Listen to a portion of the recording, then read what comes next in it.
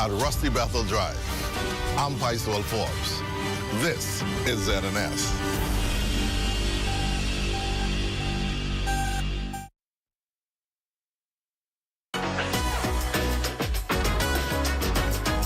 It's What's Trending with Jiminita Swain and the Bahama Beauty at the Broadcasting Corporation of the Bahamas from Studio A. It all starts right now.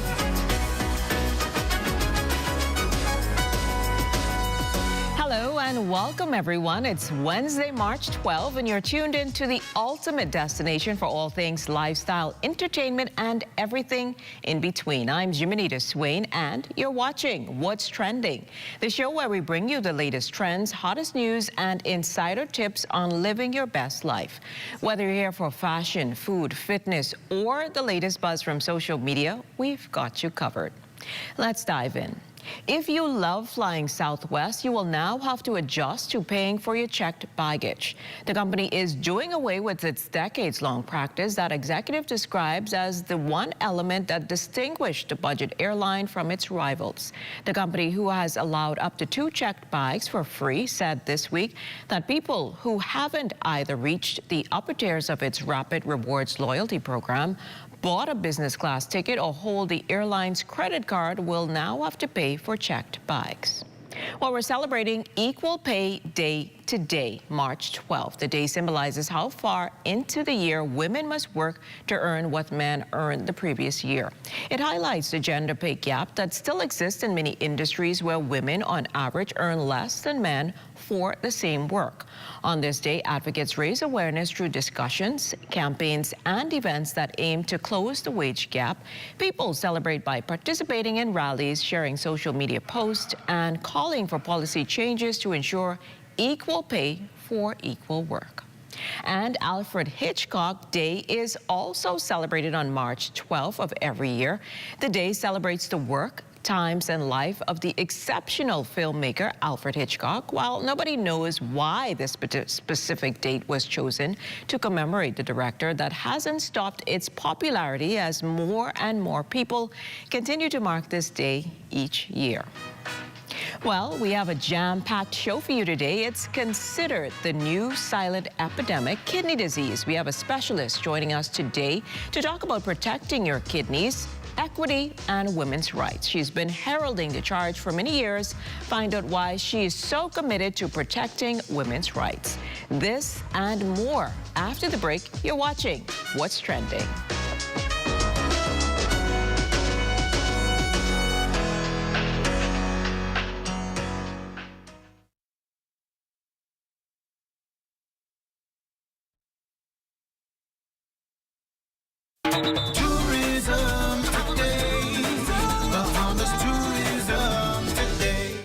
Shake up to the rhythms and sounds of the Bahamas at the 19th Annual Bahamian Music and Heritage Festival. This year's festival is set to be an ultimate showcase of Bahamian culture, fit for the entire family. So the 19th Annual Bahamian Music and Heritage Festival, under the theme Bahamian Rhythms and Flavors, is going to take place this weekend, March 14th and 15th in beautiful Georgetown, Exuma. So we have an amazing entertainment lineup. Friday and Saturday night, the Pond Band is going to back everybody. But get this, Friday we've got Papakali, Dimitri, Iron Store, Shine, 242, Mr. Ray Can Scrape Himself, Bloody, and of course, you can't have any festival without D-Mac. And then if that was not enough, Saturday we got Basil Smith, Jammin' Ramin, Nishi Ellis, and you know, everybody loves KB. There's going to be some surprises, lots of excitement. And doors, or the gate opens at 12 every day on the 14th and 15th. Come in, check out the culinary delights. Our visitors and locals are going to have an exciting time. They can participate in the fire dancing, you know, the Bahamian games, the kids' corner. I know sometimes it's hard to leave the kids at home. There's a fabulous kids' corner. They'll have a great time. So admission to get in on both days is $5. You know, that's a steal. Like, you can't beat that for all of the fun, all of the excitement. I just want to tell everybody, come on down. It's March 14th and 15th in Georgetown, Exuma. For more tourism updates, visit Tourism Today or Bahamas.com. I'm Joshua Robbins, and this is Tourism Today.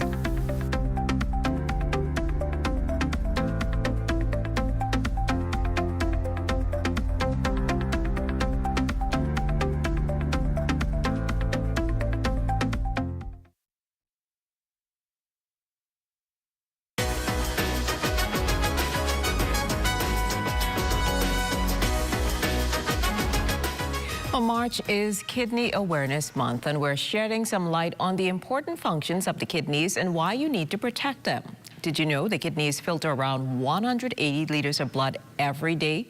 Or that it controls the production of red blood cells and releases hormones to regulate your blood pressure?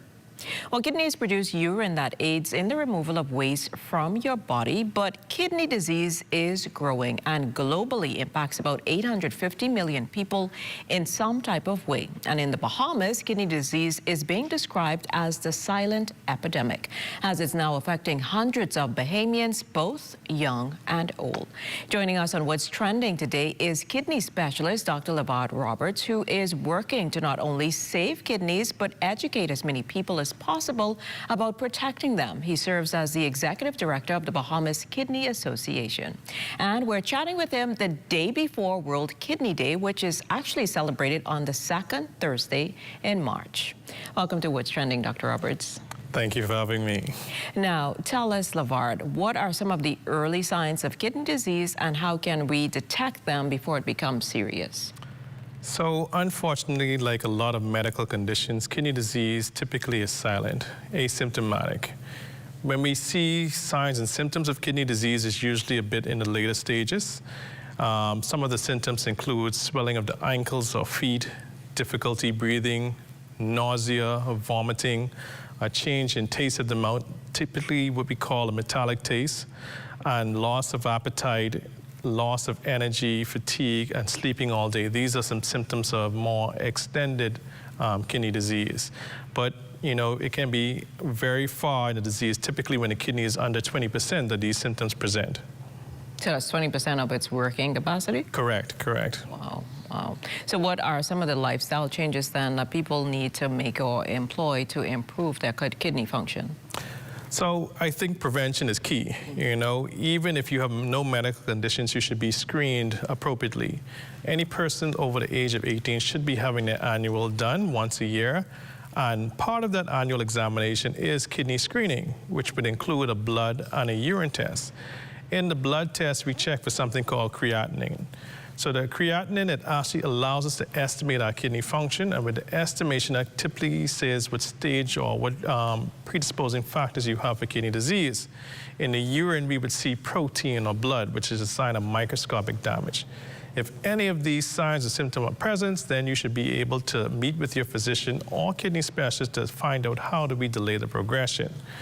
For those who don't have any medical conditions and those who have specific medical conditions, you should know the lifestyle changes that prevent or delay kidney progression.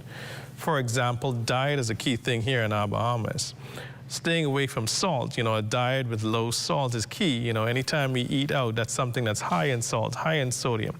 So we should learn how to season our food without salt. You know, the fresh herbs, garlic, lemon, those kind of things would allow us to give some taste to the food.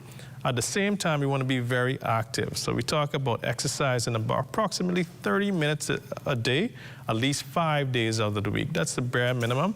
That allows us to delay or decrease the chances of diabetes, hypertension, which are two leading causes of kidney disease. And that's two areas that we are very well known for here in the country. Correct, correct. And diabetes is on the rise. We know that too. And so does dehydration affect kidney function, and how much water should people be actually drinking daily? Because, you know, there's the discussion that some people will say, well, you're drinking too much water, so it's your kidneys are waterlogged. And then some people are saying, well, you're not drinking enough. How much should we actually be drinking? And also, should we be drinking more fruit or juiced type waters? You know, people into the whole health bit of juicing more of their fruits and vegetables. Is that something we need to do too, or just focus on just drinking more water?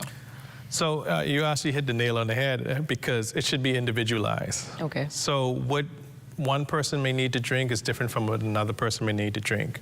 The difference also determines what time of year it is. You know, are you working out in the sun, working more, then you require more water intake. Water is truly the best liquid for us to drink, okay? Those fruit juices and drinks are high in sugar, so that actually increases our risk of diabetes and high sugar content. And definitely want to stay away from the sodas.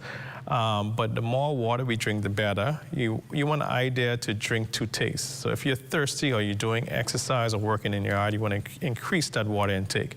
But you don't want to do so much, I have to drink 10 liters a day, because correct, the body does become waterlogged and it becomes difficult, especially if you don't have a balanced diet.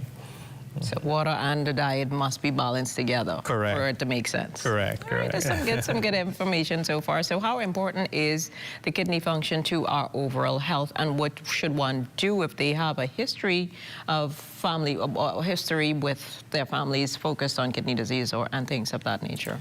Yes, so, when we think about kidneys, we just think about producing urine. The kidneys have about 10 different jobs, okay? One of it is to filter the blood, to remove the waste, the toxins that we ingest on a daily basis, and to eliminate fluid in excess and to conserve when we need to conserve. But also the kidney helps to promote and stabilize our blood counts, our acid levels, our bone health. It helps to maintain our blood pressure as well as our blood sugar. So the kidneys are well versed in assisting the other organs and helping them do their job. Now, for those who are at high risk, particularly if you're diagnosed with diabetes, hypertension, or if you have a family history of polycystic kidney disease, these persons should be screened regularly. For example, a diabetic at minimum should have a urine checked at least 3 to 4 times a year to make sure no protein is in the urine or it's not getting worse. For those who have a first-degree relative with polycystic kidney disease, they should get an ultrasound where we look to make sure that they themselves do not have polycystic kidney disease, whereas a genetic component to your kidney disease, no matter how great a lifestyle you may live. Wow. So also, I know persons talk about over-the-counter medications. Can they also impact kidney health? And what should we be cautious of? Yes. So the first thing I want to say, everything should be done in moderation, whatever you do. All of the over-the-counter medications we have have risk to it, and if you have kidney disease, your risk is even higher. The ones I want to particularly highlight is your NSAIDs, what we'd call them. That's your ibuprofen, your Aleve, Motrin, Goody powder. All of those medications we typically use to treat headache, they increase the risk of kidney disease, especially when taken at high doses and for prolonged periods of time. Other medications like your antacids, like your Nexium and your proton pump inhibitors that we use, they can actually also affect the kidneys.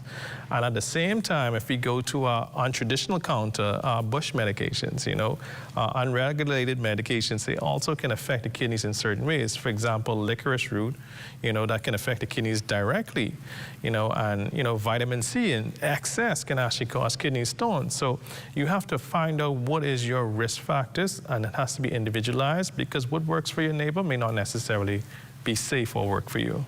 Well, Yvonne, that's definitely some great information there. And I want to tell people, make sure to wear green, because green is the color for Kidney Awareness Month. And again, thank you for joining us, and continue to spread the good work to save our kidneys. Thank you for having me. All right. Pleasure. So on the next side of the break, we will be discussing issues that plague women in this country. Stay with us.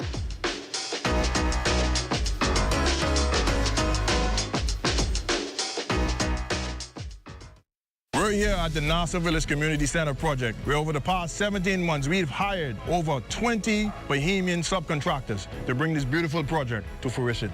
I've been living in Nassau Village for more than 19 years, and to see a project like this bring great joy and pride to me. This state-of-the-art multi-purpose community center will serve as a crime-fighting initiative in the community. Also help with the education of our kids in this community and a hurricane shelter. Yeah, and it also shows what we as Bahamians can achieve when we work hand in hand with each other. We have the technical know-how, and we can pretty much deliver on any project here in the Bahamas or in the world. Bahamas Stripe and the Bahamian Company, they prove that they believe in Bahamians. Based on the outcome of this project, I don't think they're disappointed in giving a small person an opportunity to do a job such as this. The more opportunity they get, the more opportunity we will get. If you look around and see the work done so far, it just shows what we as Bahamians can do.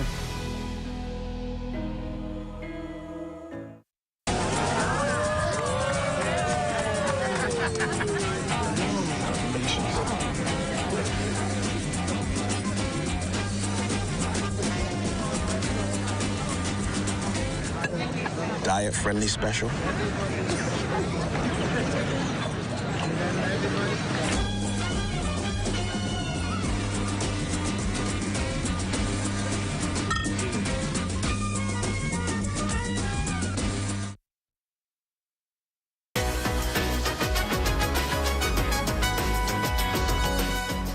As the fight for women's rights continue to gain momentum in the Bahamas, a leading advocate for gender equality speaks out on the pressing issues facing women in our country, from combating gender-based violence to addressing disparities in employment.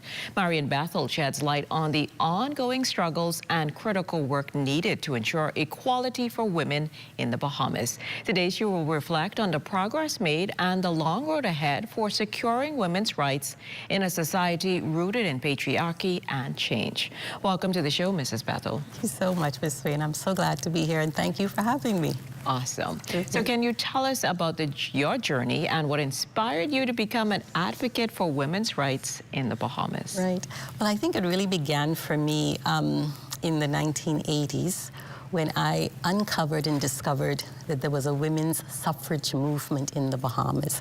I hadn't known about this. I had read about the American suffrage movement, the British suffrage movement, and other European suffrage movements, and I didn't know that we had our own homegrown suffrage movement here. So when I read an article by Ruth Bo Darville and Kim Outen Stubbs that laid this out, it just changed the landscape for me completely. So I did work on that, and then I realized that these women were actually fighting for women's human rights, not just the right to vote. And it just caught my deepest, most passionate interest, and I've moved on since then. Awesome. So that brings us into my next question. Obi, you describe some of the key projects or campaigns that you've been involved in support of women in the Bahamas. Well, I think the most memorable one, and the one that I think everybody knows about, is the campaign for the constitutional amendments and the two referenda that we've had. So those would have been the two major national actions that I would have been involved in. This debate about decriminalizing or criminalizing marital rape, right. Why is it so important? What is it that people need to understand why this issue is coming up and why it needs to be addressed? Is it that we're seeing more spouses being victims of rape? Explain it for persons who are questioning, well, why we still talking about this? Right, I know, it's quite a very emotional topic. It's important because in our Sexual Offences Act, we have what's called marital immunity. In other words, spouses within a marriage cannot be charged with rape within marriage. And rape is defined as having intercourse without consent. So there's a gap.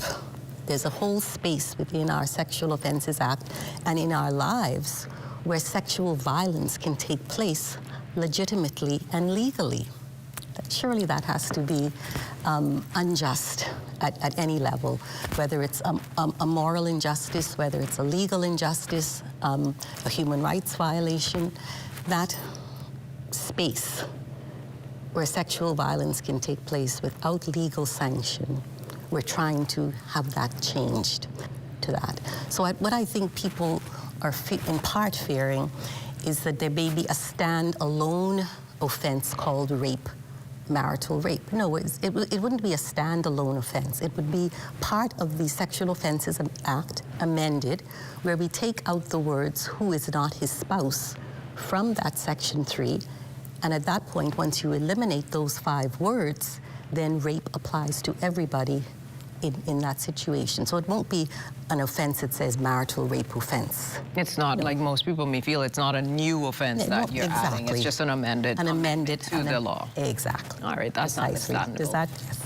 So speak to some of the strides of women in the country, how far we've come, and what more do we need to do? Right. So I think we've come a long way. There's no question about that. I mean, if I take it from the time of the women's suffrage movement, where the women were fighting for the right to vote, fighting for the right to stand in election, we have those rights, and they were the ones who struggled for that. But what I think I'd like to make very clear is that in fighting for those rights, these women saw they had a much larger vision. They were fighting for freedom, they were fighting for human rights, they were fighting for democracy, a more democratic governance. And so when we talk about women's rights, I think we have to see it in the context of national development that I think are very important. Awesome, awesome. Well, thank you for all of the work that you do for furthering the fight for equality for women in the country, and these great discussions that people are able to learn a little bit more from and be better people overall. Better community, yes. Thank you again so much. Well, on the next side of the break here from a Mr. UB contestant, you're watching What's Trending. Stay with us.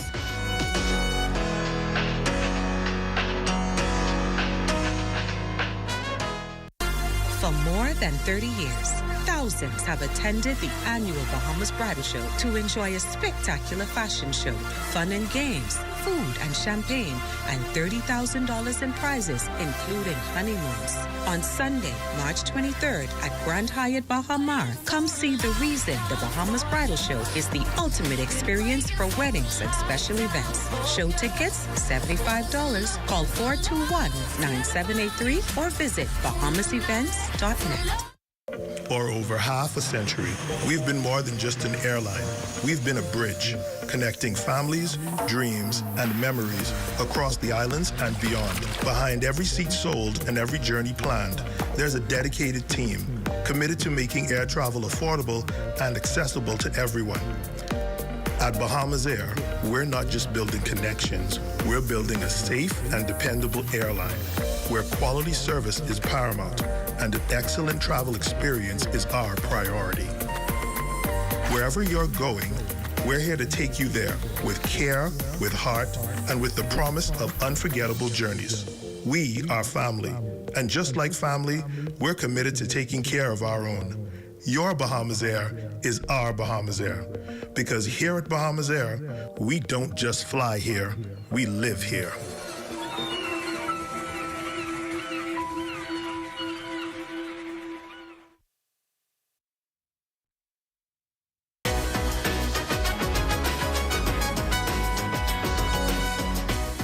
We're just a day away from the Miss and Mr. University of the Bahamas pageant finale, and we have one of the contestants joining us today whose platform is focused on conflict resolution and combating violence. A contestant in the Miss and Mr. UB pageant is determined to inspire positive changes both on and off the campus through promoting dialogue and understanding. Abaco Parker aims to foster a more peaceful, supportive environment for students, addressing one of society's most pressing issues. Welcome to What's Trending, Abaco. Thank you. I appreciate you for having me here. My name is Abaco Parker. I'm 18 years old. My major is electrical engineering and technology. My platform is conflict resolution and combating violence. So you jumped way ahead of all of my questions. Way ahead. But that's good. You gave us an idea of who you are and what you're all about. So talk to us about what inspired you to run for Mr. UB. I wanted to run for Mr. University of the Bahamas to get my platform out there. I want to be a positive impact on the university and the community. And why was it so important, that particular platform in terms of conflict resolution and violence? Because as we know, going on in Bahamas today, we have a lot of violence and crimes happening. So I feel like the people of the Bahamas should know more about conflict and resolution skills, helping to promote easier ways to resolve problems. Sounds good. So how has your experience at the University of the Bahamas shaped you into the person you are today? You said this is your first year in UB. Yes, I feel like my experience at the University of the Bahamas has shaped me to be a better young man, the way I am today, to be more of a gentleman, to be more confident and productive on campus. Oh, that sounds good. So what is something about you that most people do not know? Something about me that most people don't know is that I hate public attention in bad ways. Like, there's something about it. Yet you joined a pageant. But it's like a good way. Like, in bad ways, I'd immediately walk away. Okay. Don't want to be seen there. All right, that's understandable. So what does it mean for you to represent UB and your peers? For me, it means that I can be a motivational person for other people, to inspire people to be better, to want to actually do things on campus, to be more comfortable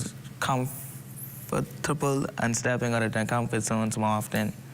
All right, that sounds good. So a big part of being Mr. UB involves community outreach. What causes or community projects are you passionate about, and how do you plan to use your platform to make a difference in the future? I am passionate about peace and understanding, so I'll be helping basically using the entities of the university, like student government and the counseling department, helping with them to continue to aid in the students to be more comfortable on campus where there can be more involvement. Okay. And if given the opportunity, what changes or initiatives would you like to see at UB during your time as Mr. UB? Like I said before in the other question, I would like to partner up with SGA and the counseling department to help with more seminars and stuff to help the younger people today learn more conflict resolution skills. And you think that would definitely empower them as well as students? Yeah, helping them empower the youth. Awesome. So how do you hope to be remembered at the University of the Bahamas after your reign is over, should you be successful? I hope to be remembered as a very positive impact on the campus and the community, to be remembered as a person who always tried his best to get things done, to help promote my platform even more with conflict resolution, help people understand there's always a way around certain things. And we know that the finale is tomorrow, but how has your experience been so far on the journey to tomorrow night? To be honest with you, my experience has been very stressful, but it's been very good, helping me to grow more as a person, to make new friends and family, to just build better relationships. Although it felt like a lot, I feel like the closer we get, I'm more excited to see where the journey leads me. Awesome. And let our viewers know how they can continue to support you on your journey to becoming Mr. UB. To continue to support me on my journey to be Mr. University of the Bahamas, all you have to do is go on Instagram or Facebook and like my picture, comment, and share. And that would help. Even if coming to the show and being support, it would be greatly appreciated. And they will be looking forward to Nako Parker. Yes, ma'am. Awesome. Well, thank you so much for sitting down with us on What's Trending, Danako, and all the best in the Mr. UB pageant on Thursday. It's been a pleasure being here also. All right. Well, there's so much more after this break. You're watching What's Trending.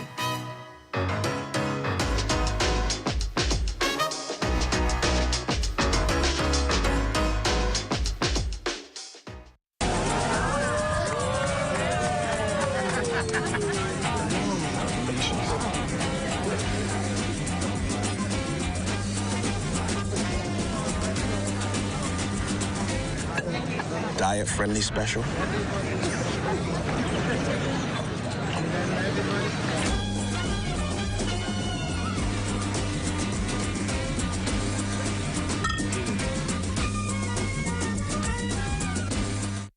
Hi, I'm Brent Burrows, Vice President of Retail and Sales at CBS Bahamas and the CBS Pro Store. Not only do we guarantee the best prices on all your favorite building materials, but we're proud to offer the best delivery program in all of Nassau. Whether you buy one box of screws or a truckload of plywood, island-wide delivery is just $5. And for our Family Island customers, we're proud to offer complimentary drop-off to the mailboat of your choice. Visit us today at the CBS Pro Store on Robinson Road and check out our website to set up your next delivery. Here at Immigration Care Service, you can trust us, especially if you have experienced issues or problems with the U.S. immigration at the borders. We'll do our best to provide options and solutions to immigration roadblocks, so travelers can continue visiting the U.S. and residents can continue living their lives in the U.S. without worries. The best part? Our services are affordable and accessible. Take the mystery, confusion, and fear out of your immigration concerns. Contact Immigration Care Service today.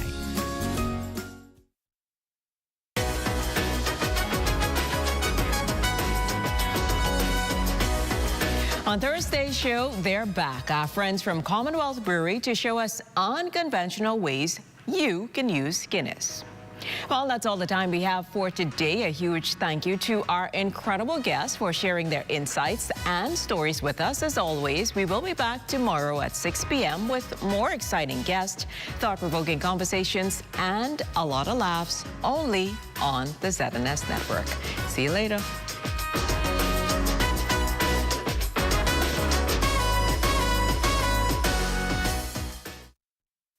At the Broadcasting Corporation of the Bahamas, I'm Clint Watson, and this is ZNS.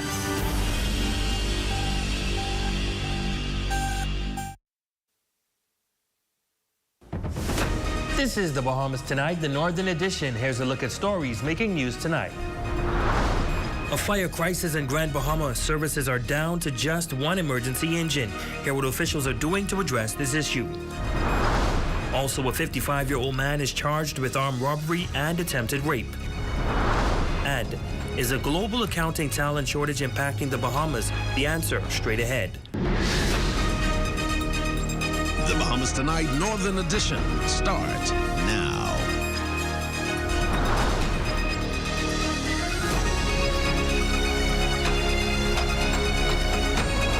Or we'll need additional trucks so that they can also assist in the fight against extinguishing these fires.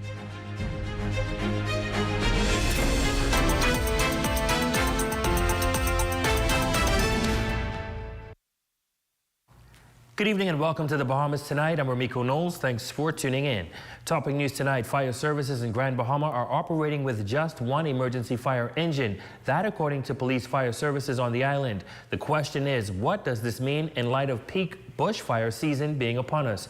Our Shalia Roll spoke with the second officer in charge and joins us live. Shalia. That's right, Ramiko. This can be a very scary situation. One fire truck operational, servicing from east to west. This according to second officer in charge of fire services. With fire season on the rise, here are some alternatives the organization have in place in case fires become a prominent issue in the community. As it stands, we still have our truck operational, and when the need arises, we still call on our mutual aid, the airport container board, who assists, because once we have large area of bushfire, we tend to use a bog burning method, or we'll need additional trucks so that they can also assist in the fight against extinguishing these fires. As for repairs to the fire trucks, Inspector Russell, second officer in charge for fire services, says mechanics are currently rectifying the issues so that they can be functional. We also have 2 trucks that are presently in repairs to actually assist in the aid of these fires. At this time, the mechanic is working to prepare these vehicles. According to fire officials, the peak season for active bushfires are from March to June. The second officer in charge for fire services says that there are a lot of contributing factors to fires in our community, such as temperatures rising, burning garbage, and the bushes simply being dry. He leaves this message for homeowners to assure that their property is left unharmed. The perfect time to start to cut a margin around your homes to protect your homes from fires in the event a fire actually starts in your neighborhood. Your home would not be at a greater threat during this period. Now, Inspector Russell says that anyone contributing to fires around the island will be dealt with to the fullest extent of the law, adding that fines for fires range from $100 to $300. Coming to you live from the fire station for the Bahamas Tonight, the Northern Edition, I'm Shalia Roll.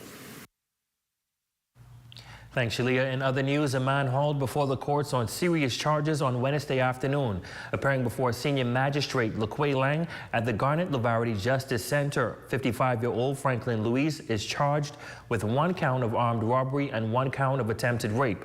The charges stemming from an incident on March 8th involving a 27-year-old female victim. According to reports, Louise allegedly approached the female with a gray and black pocket knife and attempted to have unlawful intercourse with the victim. The charges are strictly indictable offenses, thus no plea was required to be entered and bail was denied by the senior magistrate. Louise has been remanded to the Bahamas Department of Corrections until May 6th of this year. The matter has been advanced to the Supreme Court, where he will appear. Switching gears now, the accounting industry is facing a global talent shortage, and the Bahamas is not immune. Experts warn that a crisis is looming, with a significant portion of certified public accountants, CPAs, set to retire within a decade. Fewer students choosing the profession. Tonight, CEO of PDC Corporate and Accounting Services, a licensed financial and corporate services provider in the Bahamas, is expressing deep concern over this looming crisis. The details in this report. I've been following the story for a while, and it's real. It's real.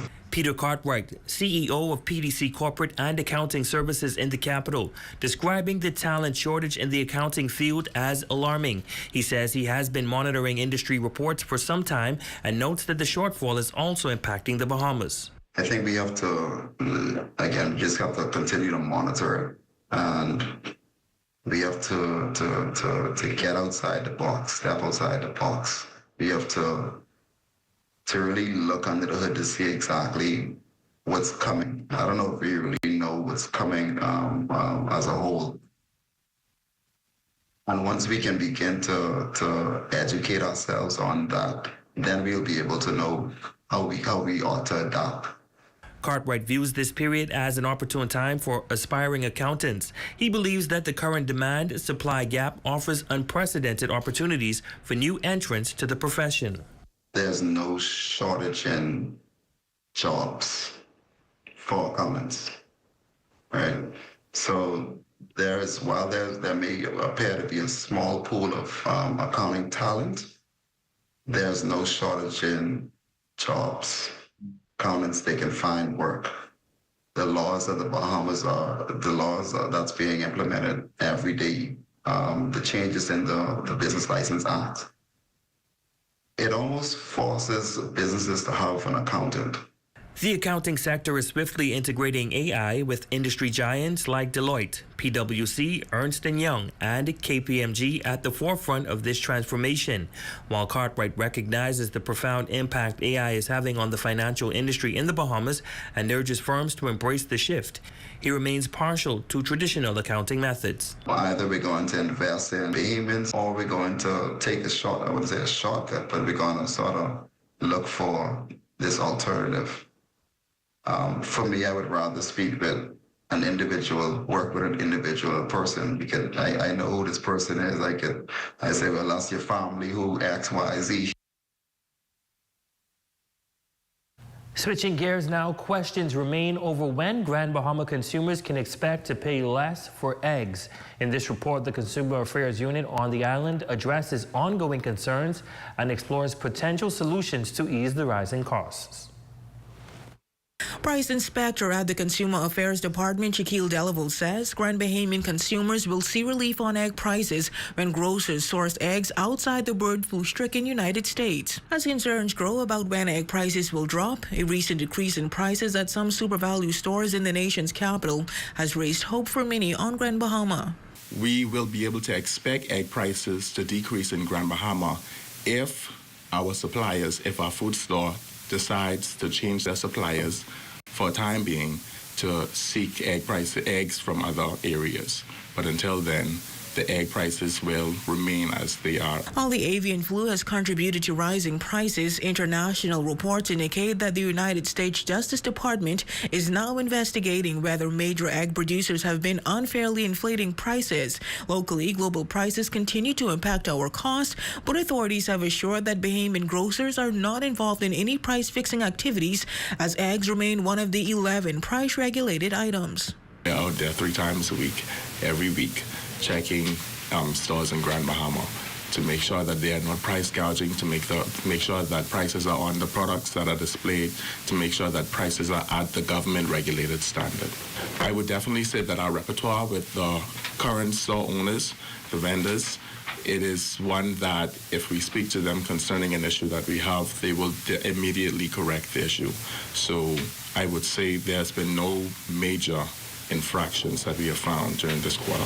Many consumers on island have turned to Berkshire Bahamas farms for eggs, but the farmers had to limit purchases due to high demand. And while the government has launched the Golden Yolk program and a buyback initiative to boost local egg production, in the meantime, Delaveau offers advice on how consumers can manage. For those who would like to do it on a small to intermediate scale, I would say, yes, definitely do your research. And to the consumers who are probably interested in seeking backyard farmers to purchase their eggs from, because I know that that's what some individuals here on the island are doing, I would say that that is very wise too. Well, the egg situation at local grocery stores is still a wait and see for now, but officials say consumers still have the power to file complaints about any concerns they may have and can do so by visiting the Consumer Affairs Unit at the Harold de Gregory Building. For the Bahamas Tonight, the Northern Edition, I'm Raven Davis.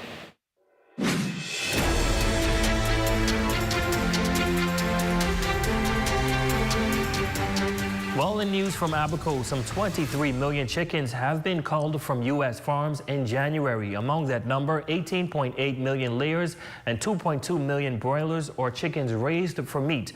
Those numbers, according to the USDA, attributing to the rising cost of eggs and those skyrocketing prices, leaving Bahamians searching for cheaper options. An Abaconian farmer shares his take on the matter and whether the farm is ready to answer the call. Cleopatra Murphy has the details.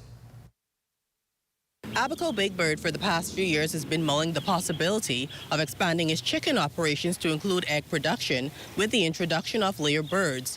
But operations manager Lance Pinder says the move is just not feasible at this time. I don't see that being anything in the next year or two, to be honest, for us.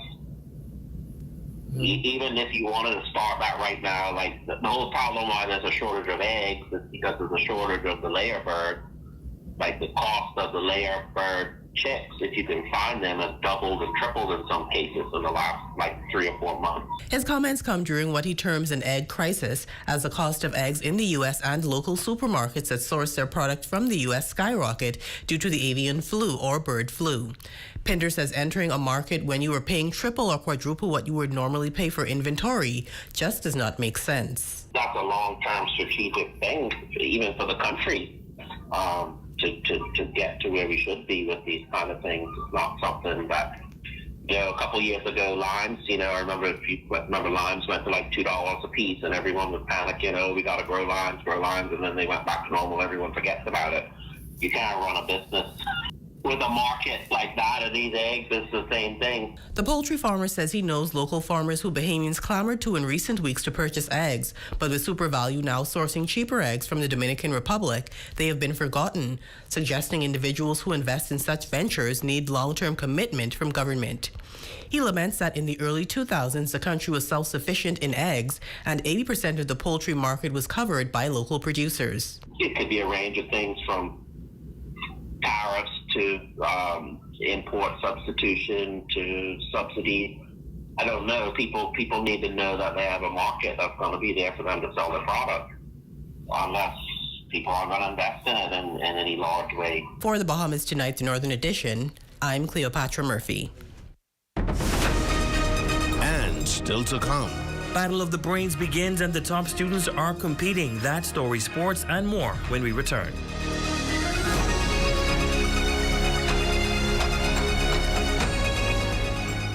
Step into a life of luxury and convenience with the Commonwealth Bank Platinum Card.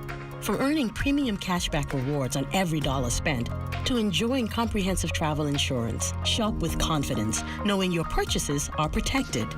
Our Platinum Concierge service turns your requests into reality, wherever life takes you. Let the Commonwealth Bank Platinum Card be your passport to exceptional experiences. Commonwealth Bank, leader in personal banking services. Come on down and see what Dolly Madison has in store for you. Renovate and rejuvenate at Dolly Madison. Dolly Madison. Get ready for the Freeport Business Expo Tourism Edition 2, happening May 1st and 2nd. Network, explore, and grow with top industry leaders. Register today at freeportbusinessexpo.com. Calling all local musicians. Celebration Key is holding auditions on March 27th. Showcase your talent and bring the rhythm of the Bahamas to the world. Register today and be part of the magic. Zing has more of what you need, from organic, gluten-free and vegan snacks to eco-friendly products. They offer healthier choices every day. Visit number 8 West Cedar Street or call 812-5755. Zing, where better choices begin.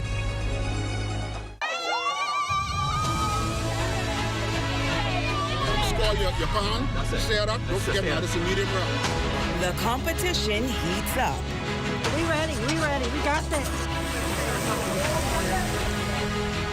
7 teams chef it up in the ZNS Culinary Food Challenge. Who has the best taste? This is edible. This is edible. Join us at 6 p.m. this Friday, only on the ZNS Network. Your number 1 team in the North. Only the sun covers the Bahamas better. Welcome back. ZNS Battle of the Brains competition has been a long-standing staple in bringing out the best and brightest minds in regards to science and math. The competition officially launched with its opening ceremony at the teams are eager to once again prove they are the best in both fields. Shane Stubbs has more in this report. The Battle of the Brains competition is back with 9 participating schools ready to prove who's best when it comes to math and science. Voicing the power Battle of the Brains holds was Minister of State for the Environment, the Honorable Zane Lightbourne. Each of you represent the future of innovators, problem solvers, creators, who will shape our country and the world for the better. Continue your hard work and find innovative ways to make what you do fun. As a leading lady in the field of science, technology, engineering, and math, the Grand Bahama Power Company's COO, Nikita Malling, says it's only fitting the GBPC lent its power to this year's competition. When I think back of my own journey in STEM, I remember the challenges. I remember the late nights. I remember the time spent problem solving and working through difficult equations or lab experiments. That is why at Grand Bahama Power Company, we believe in investing in STEM. This is investing in our future. ZNS Northern Service has played a huge role in the production of the math and science battle.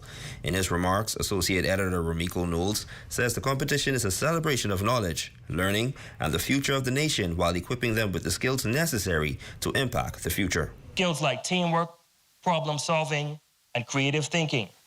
Skills that will help them excel in whatever fields they choose to pursue. At ZNS, our mission is simple: to educate, entertain, and inform. Battle of the Brains allows us to do exactly that and more. As the engineer of the Math and Science Battleground, Quinton LaRoda says the year-to-year success could not be possible without like-minded partners, both new and old. For about 7 years, I was absent from the competition. And Kirk and Ms. Wild Goose and Mr. Pagado, they continued on in my absence, and so I always ask for a round of applause for them. Sunland Baptist Academy are back-to-back winners. They'll have to fend off Bishop Michael Eldon School, 8 Mile Rock High, St. Paul's Methodist, St. George's High, Jack Hayward High, Tabernacle Baptist Academy, Mary Star of the Sea, and Grand Bahama Academy. For the Bahamas Tonight, the Northern Edition, I'm Shane Stubbs. And finally in news tonight, tradition done by locals and tourists alike is the travel to the island's capital of West End as the weekend wraps up on Sundays. From experiencing the renowned hospitality and famous homemade delicacies to even enjoying the calm, natural atmosphere. Our Matthew Martinborough has more in this first-hand venture. Traveling about 30 minutes away from the city limits of Freeport on a Sunday is a tradition many take upon themselves. Whether it's to taste the freshly made conch salad made available by vendors, or it's to enjoy the calm ocean breeze as the sound of the water calmly contacts on the shores. Making landfall in West End makes the commute worth it, a sentiment repeated by locals alike. Because sometimes you need to get out of the hustle and bustle of Freeport and just take a journey. Coming to West End almost feels like visiting an outer island. So you feel like you're on a mini vacation, like, staycation in the middle, the end of the week. So that's what it kind of means to me. It's just like a cool down, relax, catch yourself kind of moment. Number one day of the week. It's, it's when everybody ride down with their family and they want the behemoth stuff, the conch salad, the fish and the pancake, lobster and pancake, conch fritters. This is it. Although the scenery is inviting, tourists commend the warming hospitality the West is also known for. I was expecting it to be more rural on this island compared to, some other areas, and that's what I was looking for, not to be surrounded by a ton of tourists, and I was expecting locals to be pretty friendly and hospitable, and that is absolutely what we encountered so far. Oh, yeah. Everybody's just bent over backwards for us. Yeah. Got lunch at the Coffees, which was great, and we're just walking back. So it's our first visit. Probably go to the beach later. And it's a beautiful spot, really peaceful. Everybody's friendly. Yeah, it's terrific. Local business owners like Sherry Smith of Sherry's on the West Side and owner of Coffees on the Bay, Tanya Russell, are not only proud of their home area's notoriety, but take immense pride in ensuring the West makes a great impression on consumers. That's my whole world. I live here, I'm born here. My neighbor's straight down the road, so we've been doing conch salad for over 4 years. So, conch, being in the business, it's everything to me, you know. This is my life. This is my bread and butter. This is the way of life here, right here in West End. So, this is me. I just love it. I just love it. I love it to see the amount of people that really comes down on Sunday, that weekend on the whole, you know, to support us. I really appreciate them, and I wish that they continue to support us and everyone in West End. It's a far way to come, and I appreciate all that comes. For the Bahamas Tonight, the Northern Edition, I'm Matthew Martinborough. Certainly nothing like a drive down West End on a Sunday afternoon. Well, that's a look at stories making news. Jay, what's happening in sports? I remember one time ZNS took part in a volleyball tournament. We got to get back to those days playing volleyball. I'm sticking out of it. But coming up in sports, high school volleyball and night league volleyball done. Some other things happening in the volleyball league. All right, that's coming your way next. But first, a check on the local weather forecast.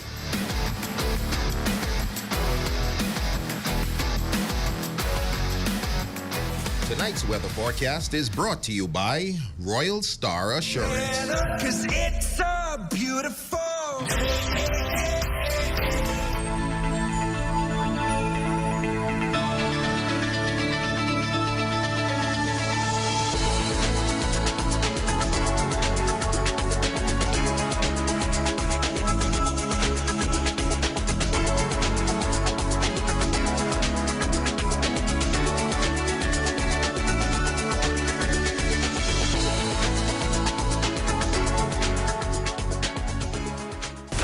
See news in the making? Call us at 352-9713 or 359-5167, or you can email us at zns3news@gmail.com.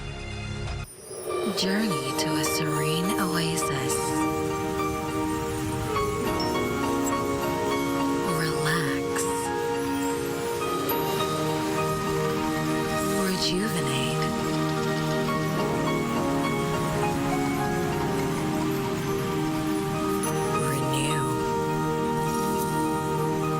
Welcome to Renew Day Spa. For appointments, call 352-RENU. What is Business Fit? Business Fit is a group health insurance package offered by BAF Financial. What are some of the benefits of Business Fit? No deductible, dental and vision care, hospital room and board, surgical treatment, labs, medication and drugs, maternity, doctors, clinics, specialist visits, chemotherapy and radiation treatment, air and ground ambulance, and preventative care. Business Fit, offered by BAF Financial.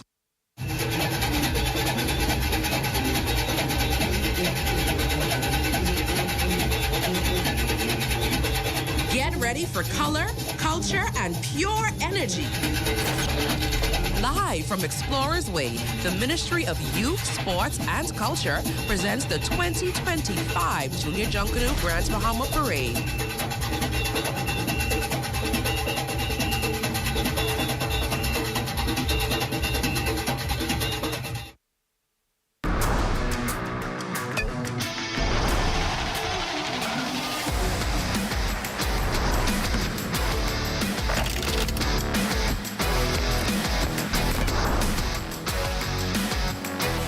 Good evening, ladies and gents. I'm Jay Philippe, and welcome to Sports Top in Sports. High school volleyball and night league volleyball season officially in the books. With one more tournament set for later this month, the focus now has shifted to the development program on Grand Bahama.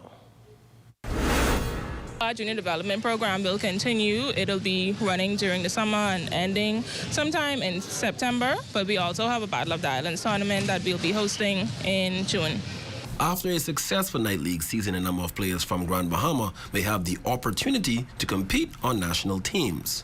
We're still doing our part. We're just waiting on the Federation to do pretty much what's necessary. We will have the Nationals in August in New Providence, so hopefully we can work together and select the best team to represent the country. Next in sports, course from primary school softball playoffs, Walter Parker defeated Hugh Campbell 4-1 to move on to the next round. Preparation has been pretty solid over the last few weeks, preparing for the playoffs. We just wanted to come out there and really focus on trying to get the win. We wanted to execute all of our plays that we put into practice, but we didn't have a pretty game. But we're just happy that because it's a knockout round, you know, you don't want to lose. So we're happy that we came out with the win regardless. I felt like we could have do better, but everybody didn't get to play, but I feel like we did good. I feel like they played good because it's the first time playing softball. I feel like they played good. Also, Grace Christian Academy eliminated Freeport Primary 2-1. And finally, in sports, Royal Bahamas Police Force, celebrating 185 years, will be hosting its 5K Fun Run Walk this Saturday morning in 8 Mile Rock. The event starts at 6 a.m. sharp.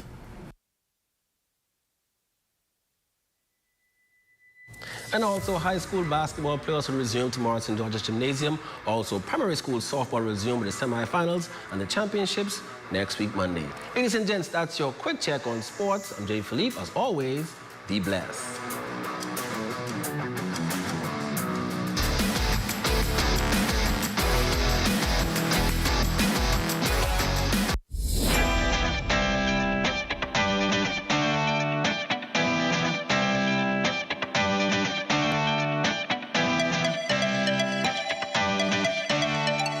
Here at Freeport Decorators, we have hundreds of products for you to choose from.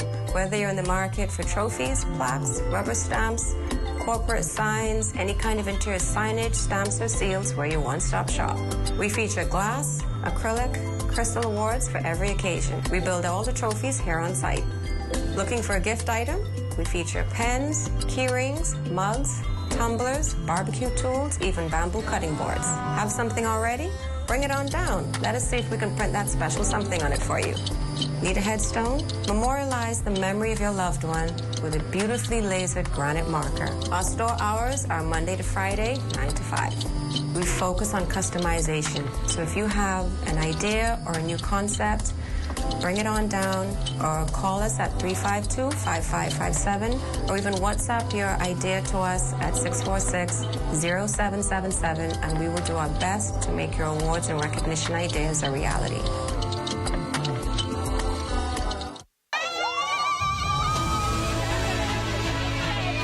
Score your pan, share that, don't forget that it's a medium rare. The competition heats up. We ready, we got this. 7 teams chef it up in the ZNS Culinary Food Challenge. Who has the best taste? This is edible. This is edible. Join us at 6 p.m. this Friday, only on the ZNS Network. Your number one team in the North. Only the sun covers the Bahamas better. And that concludes the Bahamas Tonight, the Northern Edition. On behalf of the entire news team here in the North, I'm Ramiko Knowles. Thanks so much for tuning in. Here's a live look at the Bahamas Tonight coming your way next.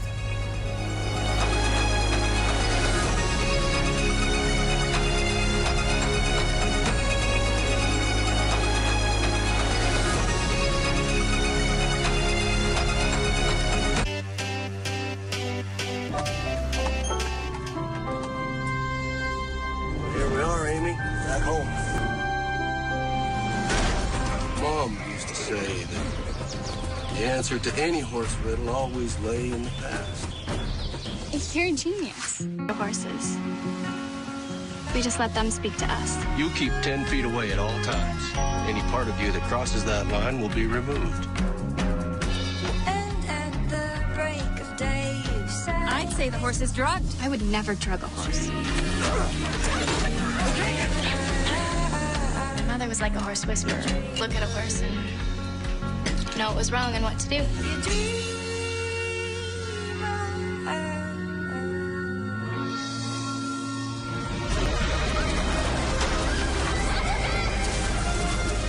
I know that you blame me. It's not my fault.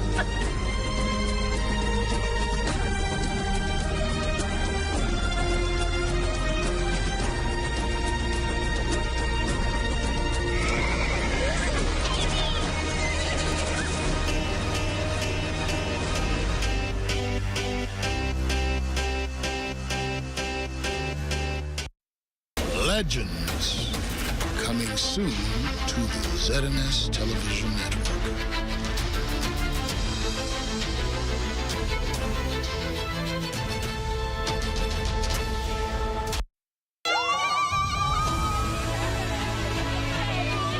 all your pan. That's it. Stir that. Don't That's forget it, now, this is medium rare. The competition heats up. We ready. We got this. 7 teams chef it up in the ZNS Culinary Food Challenge. Who has the best taste? This is edible. This is edible. Join us at 6 p.m. this Friday, only on the ZNS Network. At the Broadcasting Corporation of the Bahamas, I'm Clint Watson, and this is ZNS. ZNS News is brought to you by the new BTC. Fiber is here. Faster, stronger, more reliable. Together, we are unstoppable. Switch today. Coming up in the Bahamas tonight, claiming its place in the world, the Prime Minister issues no-nonsense advice to the local business community to not allow external events to dictate the country's fate or progress. Also, debate on the mid-year budget opens in the Senate with government members expressing optimism over what has been accomplished and confidence that set targets will be met. And a widespread sexually transmitted infection on the rise. The figure so far this year already in the triple digits. Hear the plan to reduce those numbers. The Bahamas Tonight, the National Report, starts now.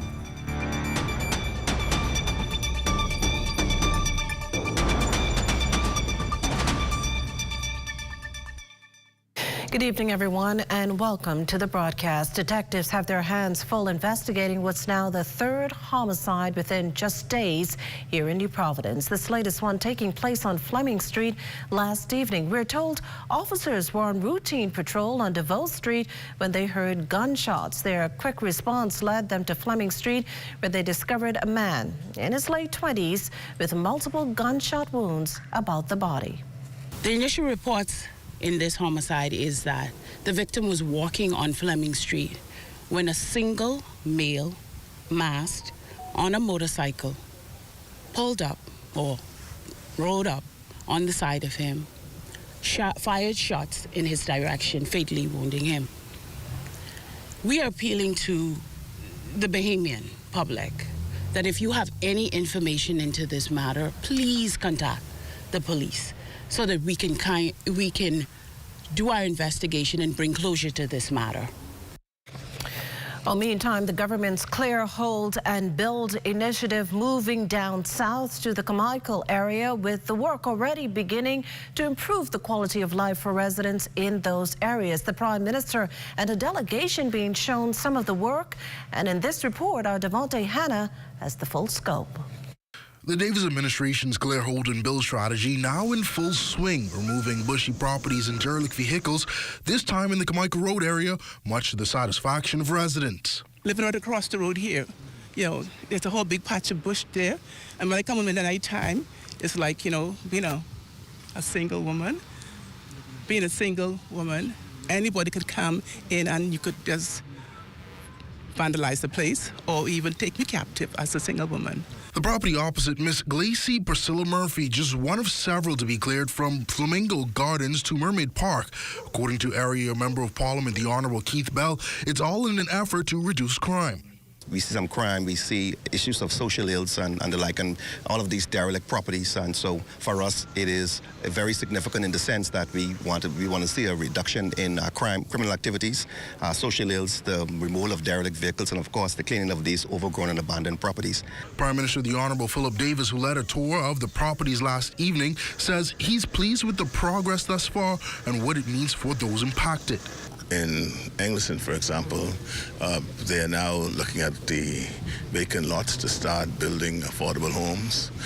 In those areas, I think about 40 lots have been identified in Engliston, where the next stage will be to try to build homes.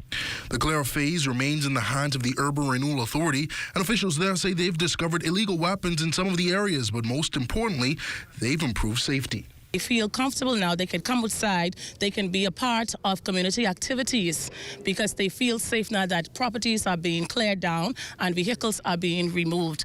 The ultimate goal, according to Education Minister the Honourable Glenys Hannah Martin, is to provide better living conditions. Children should not be surrounded by these symbols of deterioration. They should be surrounded by life, green, joy. This is how we improve quality of life. Officials tout that since the launch of the Claire Holden Bill strategy, crime has decreased 48% in the Anglican community alone. The Bahamas Tonight. I'm Devontae Hanna. In other news, the Ministry of Health and Wellness is sounding the alarm over a sharp rise in chlamydia cases among young Bahamians, particularly females aged 15 to 24. At an emergency press conference today, officials revealing that reported cases have jumped from as low as 45 and as high as 89 throughout 2024 to a staggering 131 cases last month. Health and Wellness Minister, the Honorable Dr. Michael Darville, explains. We in the Ministry of Health is alerting the population. When chlamydia is left untreated, it can lead to serious health complications, particularly in women, including infertility and pregnancy-related complications. Additionally, there's an increase in one STD. We can notice the trend of other STDs that will follow, like gonorrhea, syphilis, and HIV. Well, tonight, the Prime Minister is flatly rejecting accusations of Cuban forced labor practices in the Bahamas following a report on the U.S. expanding its Cuba-related visa restrictions. Speaking at the RF Bahamas Economic Outlook Conference, the nation's chief emphasizes the country's adherence to strict laws and assured a review of its policies. Devontae Hanna has all the details. Tonight, Prime Minister the Honorable Philip Davis is denying claims of Cuban forced labor in the Bahamas as the United States threatens to revoke visas of government officials. Well, this government will never, don't intend to engage in any forced labor. It's against our laws, and we are a country of laws. The policy first introduced during U.S. President Trump's first term in office and later reviewed this time around. A February 25th statement from the U.S. Embassy warning Bahamian officials of, quote, lining the Cuban regime's pockets through forced labor, which they consider a form of human trafficking. We don't think that we have done it. We are not doing it, and we will review where we are and get back to them. This, the latest policy change of President Trump's new regime, including an impending tariff war and threats of dumping migrants on the Bahamas. Today, Trump's former Deputy National Security Advisor, Katie McFarland, warning Bahamians to get ready for a, quote, wild ride. President Trump comes to the job as a businessman, and that's the lens through which he sees everything. You know, cost-benefit analysis, spreadsheets, long-term building, because his business background was in building. And as a builder, he's not looking for the 6 weeks, 6 months, 6 years. He's looking for the 60-year return. The admonishment came during the opening of RF Bahamas Economic One-Day Conference held under the theme Escalating Global Conflicts, Power Shifts and Opportunities, bringing the welcome address, Prime Minister Davis, who issued a stern warning to the local business community to be a global citizen as the country's well-being remains a priority. If you notice, my speech was all about uncertainty, and she confirmed the uncertainty was going on in the world. For the Bahamas Tonight, I'm Devontae Hanna.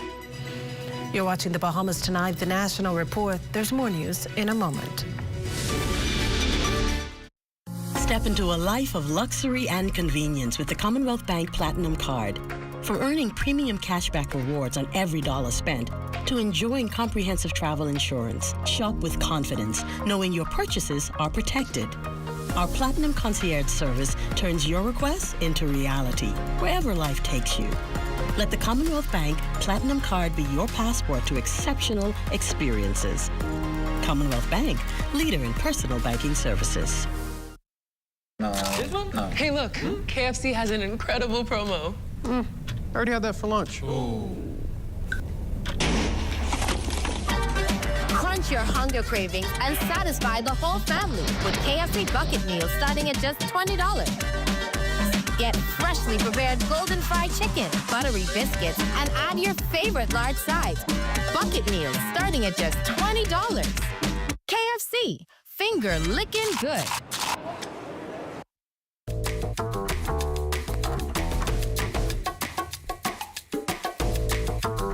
Experience the difference with BTC's fixed services. Whether you're working from home or enjoying family time, BTC ensures you're always in touch with the people and moments that count.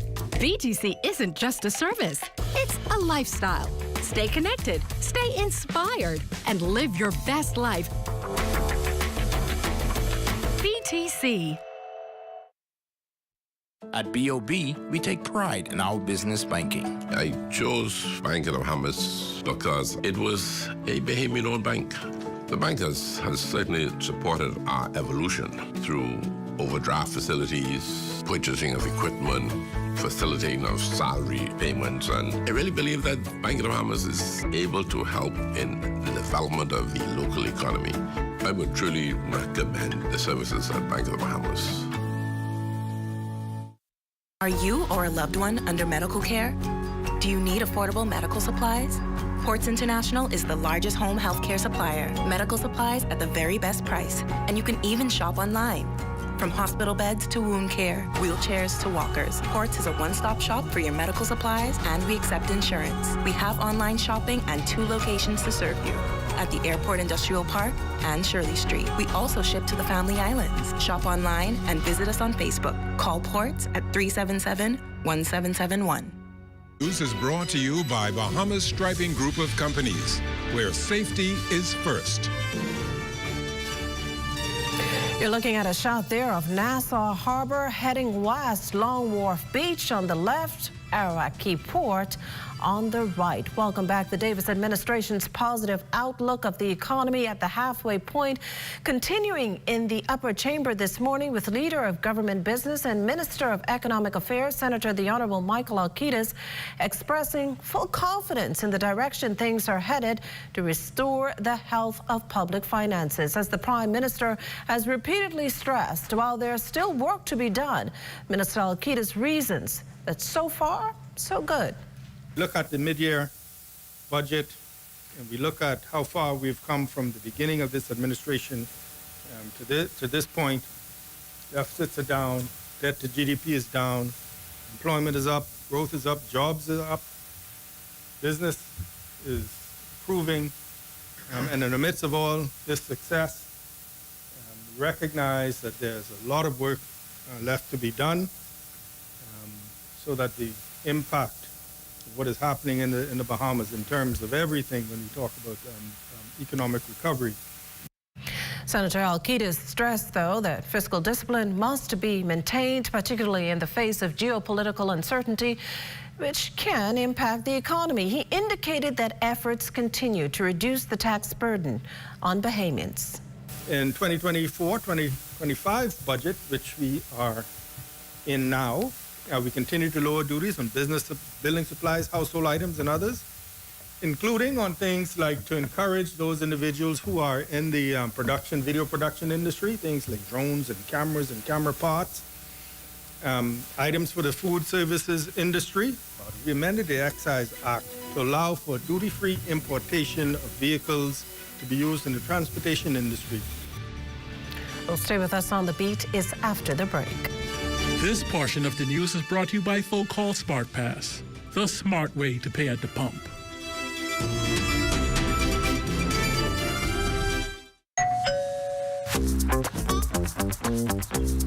Wait, what are you grabbing all these pizzas, wait? Wait, Marcos, wait. We have a special on all the large 1 topping pizzas, wait. Pineapple. All. Barbecue. All. Hey, that included, but I need the $10 special plate. How many of them would you like? 20 in it. Thank you so much, man. $10, that's it. The Marcos got that deal, but...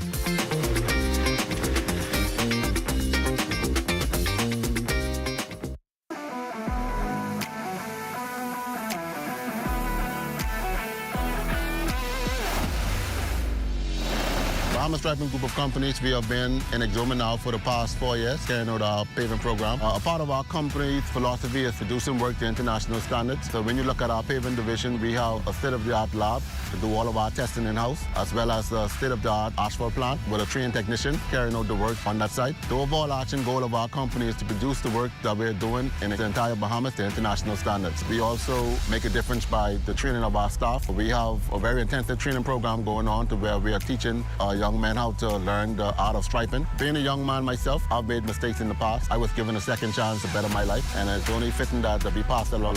What's important for us is giving them a second chance for them to get a skill and a career that could take them further in life.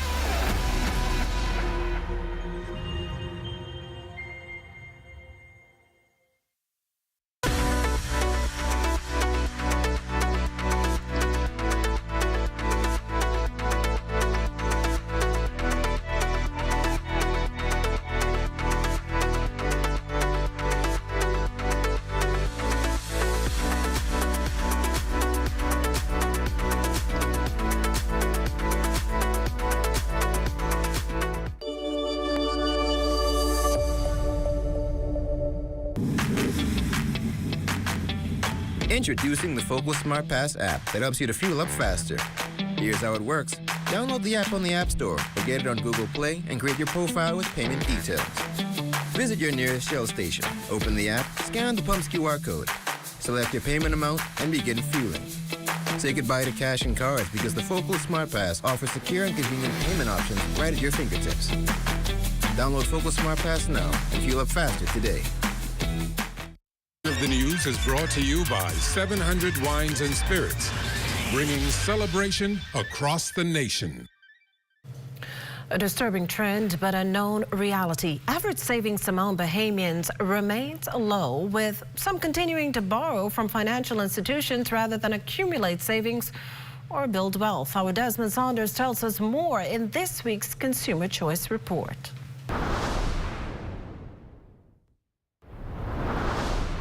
Certainly in the last 20 years, consumer borrowing has been the predominant form of borrowing as opposed to mortgage borrowing.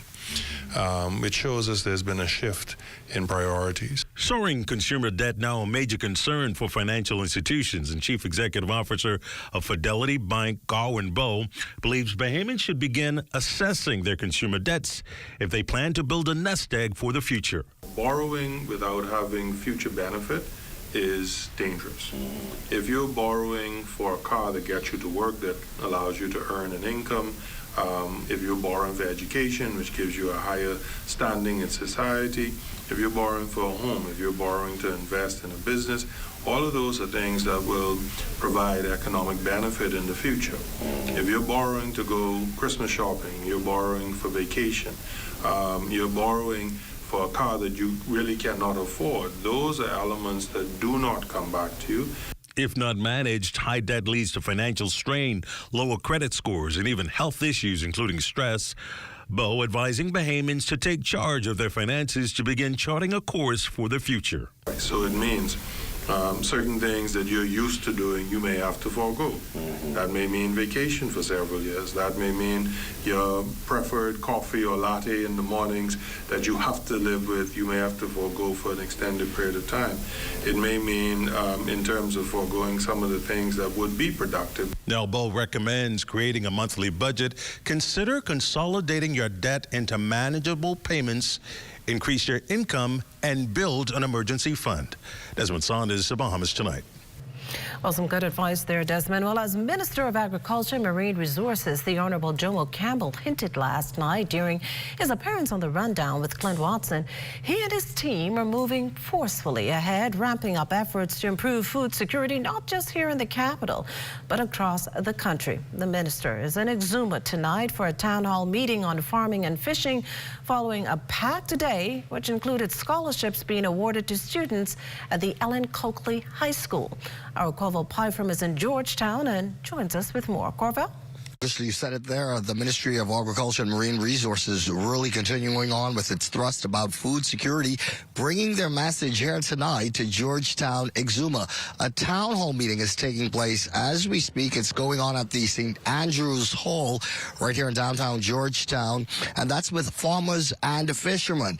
Now, we have joining us the Director of Agriculture, Dion Gibson, following what's been a pretty busy day, as you mentioned there, Makushla, some scholarship commitments made today to students at Ellen Coakley. Good evening, Director. Talk to us about what the day was like. Good evening, yes. So we started the day at the Ellen Coakley High School, where we did a walkthrough with the minister and the students of the agriculture program.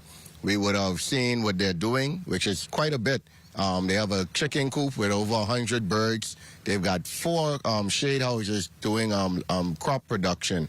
But today the minister pledged 20 scholarships to BAMSI for any student that is willing to go there from the island of Exuma to study agricultural or marine sciences. Additionally, the school was added to our school grant program, so they'll be getting $2,500 worth of agriculture supplies from that, as well as an additional $1,000 targeted just for their chicken coop. Their layer program is actually contributing to the egg supply here on the island of Exuma. And even more exciting, this afternoon on the late boat, they received 50-plus new laying hens to add to their flock. All right. Before I let you go, because we're running out of time here, tonight's town hall, tell me, why is it important? And you kind of hinted at some big news coming tonight. Let us in on it. Yes, so this evening, it's important because we want to hear from the fishers and farmers. And the big news that they'll hear shortly is that we have brought with us, the Department of Marine Resources has brought their vessel, a new 25-foot contender, along with a F-150 pickup truck to move it around, as well as the Department of Agriculture has brought over a tractor with a rototiller to be able to assist farmers in their land preparations. And a big handover ceremony, Makosla, is planned for tomorrow. The minister told me a bit earlier, by the time this is all said and done, you know, these gifts will be valued something at like $500,000. Is that right? Just about that amount is correct. All right, so big things once again happening here in Exuma. That is it for now. We'll, of course, have much more coming up for you right here from Georgetown, Exuma. But reporting live for right now, I'm Corval Pyfrom. Back to you in studio, Makosla. Well, thanks, Corval. We now turn it over to LaDonna and Marlena for a sneak peek of Access Now. What's coming up? Well, Makosla, let me tell you the actual, what is it again? The water tower. The water tower. We were having a debate in here. I couldn't guess it. What's your guess at how high it is, how tall it is? I'm not going to put myself out there like that. I'm really not. I'm not. I'm going to say from 120 to about 130. Oh. What's your guess, Milena? I'm going to say 143. That's my guess. 143 feet. Well, I'll tell you coming up in Access Now. I don't even know what the answer is yet. Well, we're going to look forward to that. Stay with us. Our feature story is up next.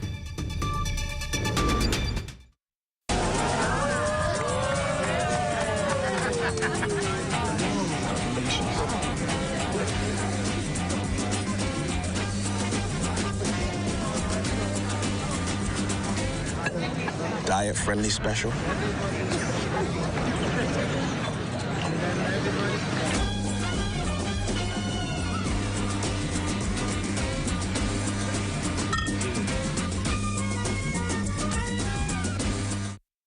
What if I told you Wendy's has a new burger? With a flavor so secret, it's almost too delicious to handle. Well, now it's time to unlock that flavor. Try the new sweet and smoky barbecue cheeseburger. We can't tell you everything, but we can tell you that it's packed with flavor, including our secret barbecue sauce. Try the new sweet and smoky barbecue cheeseburger today. Available for a limited time. Limited time.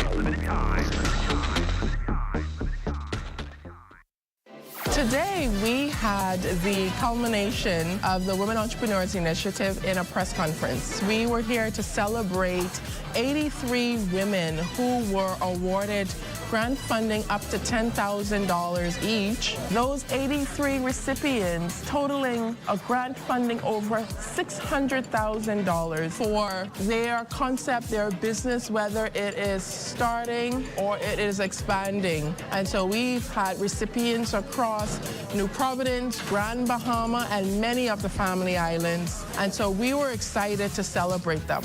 We were honored to have members of our SBDC team, members of the board, particularly and most special honored guest, Mrs. Anne-Marie Davis, who made sure that it was a priority within her schedule to celebrate with us and all of the grant recipients here today. To learn more about the Women Entrepreneurs Initiative, visit our website or contact us at 461-7232. And remember, empowered women empower women.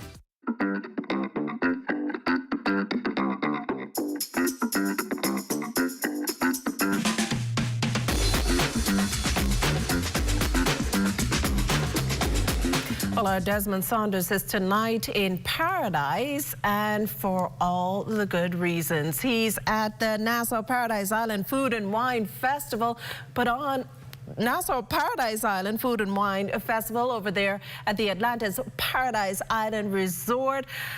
Desmond, what can you tell us? I know it's lots of eats, drinks, entertainment, everything, and that's the place to be. I must tell you, I saw one of the most amazing sunsets ever.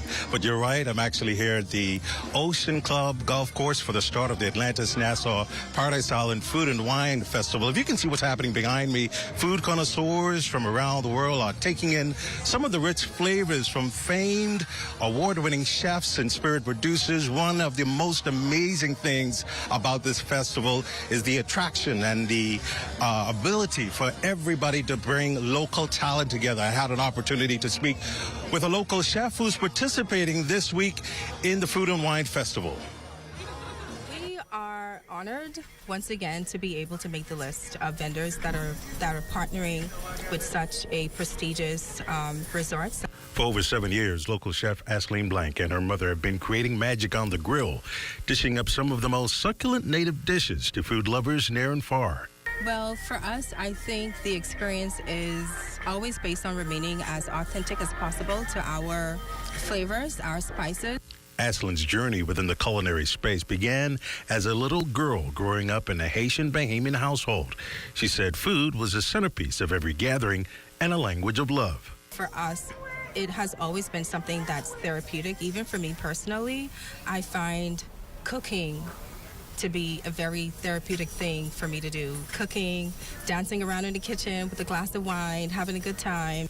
Aisling and her mother are the culinary creators and owner of the Dunes Kitchen, nestled in the heart of Palmdale, the restaurant blending authentic Haitian flavors with Bahamian influences. The local creator and her mother now looking forward to showcasing their talents at this year's Atlantis Nassau Paradise Island Wine and Food Festival, taking her passion and love for cooking to palates and plates around the world. Now, you said that this is your second time participating in the Atlantis Nassau Paradise Island Food and Wine Festival. What are your expectations? How do you feel? This opportunity not only allows us to network and build potential future relationships through collaborations, but it also allows us to expose to the public, both locally and internationally, what we have to offer. Great vibes here at the Atlantis Nassau Paradise Island Food and Wine Festival. I have joining me on the broadcast Lindy Cumberbatch, who's a director, beverage director here, food and wine beverage director here at the Atlantis Resort. Tell me, what does it take to put this event together, and talk about what it does for the brand, our tourism brand, and the brand here at Atlantis? Hi, Desmond. Thank you very much, and good evening, Bahamas. So, great question. It takes a whole lot to put these sorts of events together. Actually, it begins from tonight. Like, we start planning tonight for what's going to happen next year. We intimately take and pay very close attention to all the feedback that's coming from the customers. And of course, we want to look at every single opportunity to get better. Once we begin to document these things, then obviously we go to the drawing board and we bring all of the stakeholders around the table. So that's sales and marketing and special events and food and beverage and operations and all of the planning elements of our organization. And we get around the table and we discuss the ways forward in terms of improving upon what we did year over year. From a brand perspective, I think it makes us very, very strong. It shows our diversity. Separate and apart from being a destination resort that has an amazing water park with wonderful associates, it also shows how diverse we are from a food and beverage perspective. Great food, great wine, great cocktails, and amazing people in a wonderful space. We're going to be here for the next 5 days, and I believe there are 30-plus events and 100 food and wine. Stay tuned for more updates. Makasla, back to you in the studio. Well, great food, great wine, and a great place to be. That does it for the National Report, but stay close. The Bahamas Tonight continues with Access Now.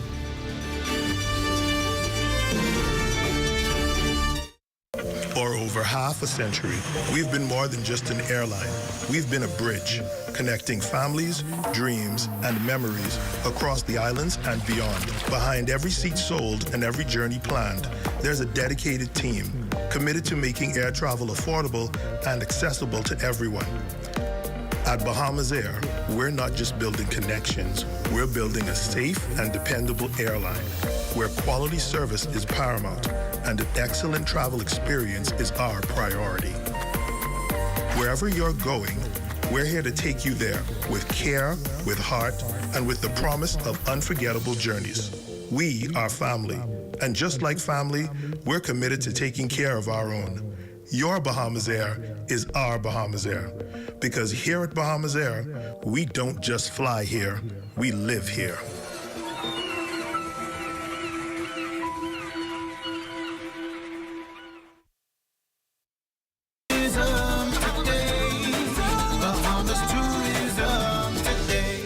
In Exuma, Managing Director Reginald Wood told us the story of the Exuma Palms Resort, as well as its very own Blue Conch restaurant. We started here with this management team 2.5 years ago.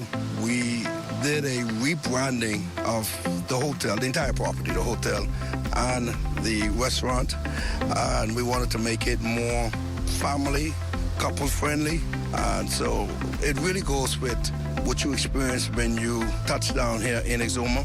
It's quaint, peaceful, very tranquil, lots of beautiful beaches, and so we wanted to create an experience that matched that. And then, so that was the hotel side. And then in the restaurant, I always say to people, it's difficult to prepare a food that you've never had. So a lot of the foods that we prepare, you've probably had them before. What our endeavor is to do a presentation and a preparation that gives you an experience that makes you say, wow, this is really, really good. You know, like they say, everybody does chicken. We try to do it not just different, but better.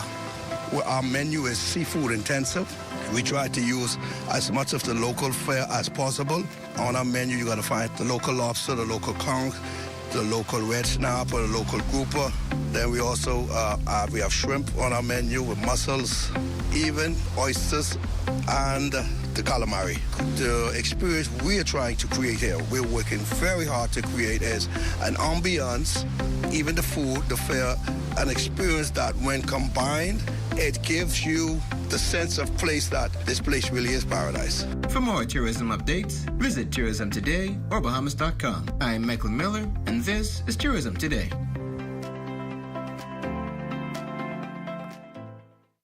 Tower getting a much-needed facelift. I have the details straight ahead. Plus, the Life for Key Foundation is giving even more students an opportunity to reach their education goals. Corbell Pyfram has the story coming up. The Minister of Agriculture and his friends donate veggies to kiddies at a primary school, so stay close for that. And coming up in sports, the Junkanoo boys go to penalties against Panama in beach soccer. Find out who won.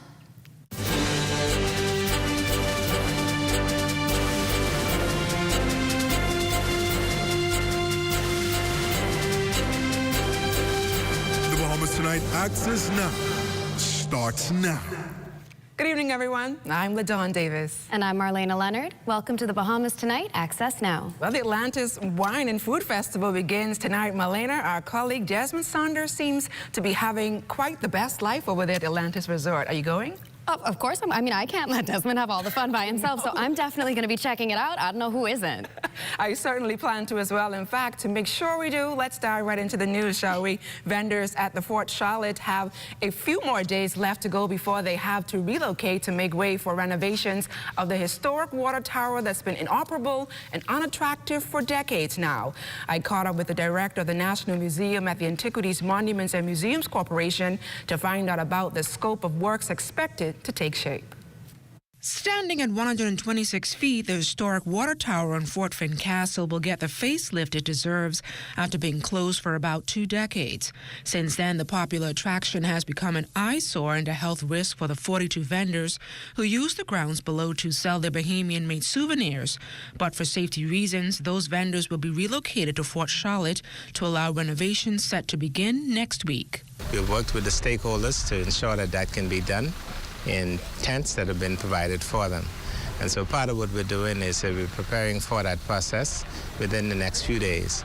And so as of Monday, the 17th, the site will be secured by the contractor so that he can start his work on the outside. You'll see the scaffolding going up. Scaffolding is going to go all around the structure, and the site is going to be enclosed by a chain link fence so that safety can be secured for the site. The $3 million Towers renovation project was awarded to Stephen Knowles Construction Company, but according to Antiquities, Monuments and Museums Director Don Cornish, the venture stalled for months due to a number of setbacks. We started on the inside, obviously to ensure that we were able to minimize interruption of business at the site. Unfortunately, over that period, we've had a lot of challenges because there was not a clear understanding of what was expected from the vendors in terms of being able to relocate them to other portions of the site to facilitate the development.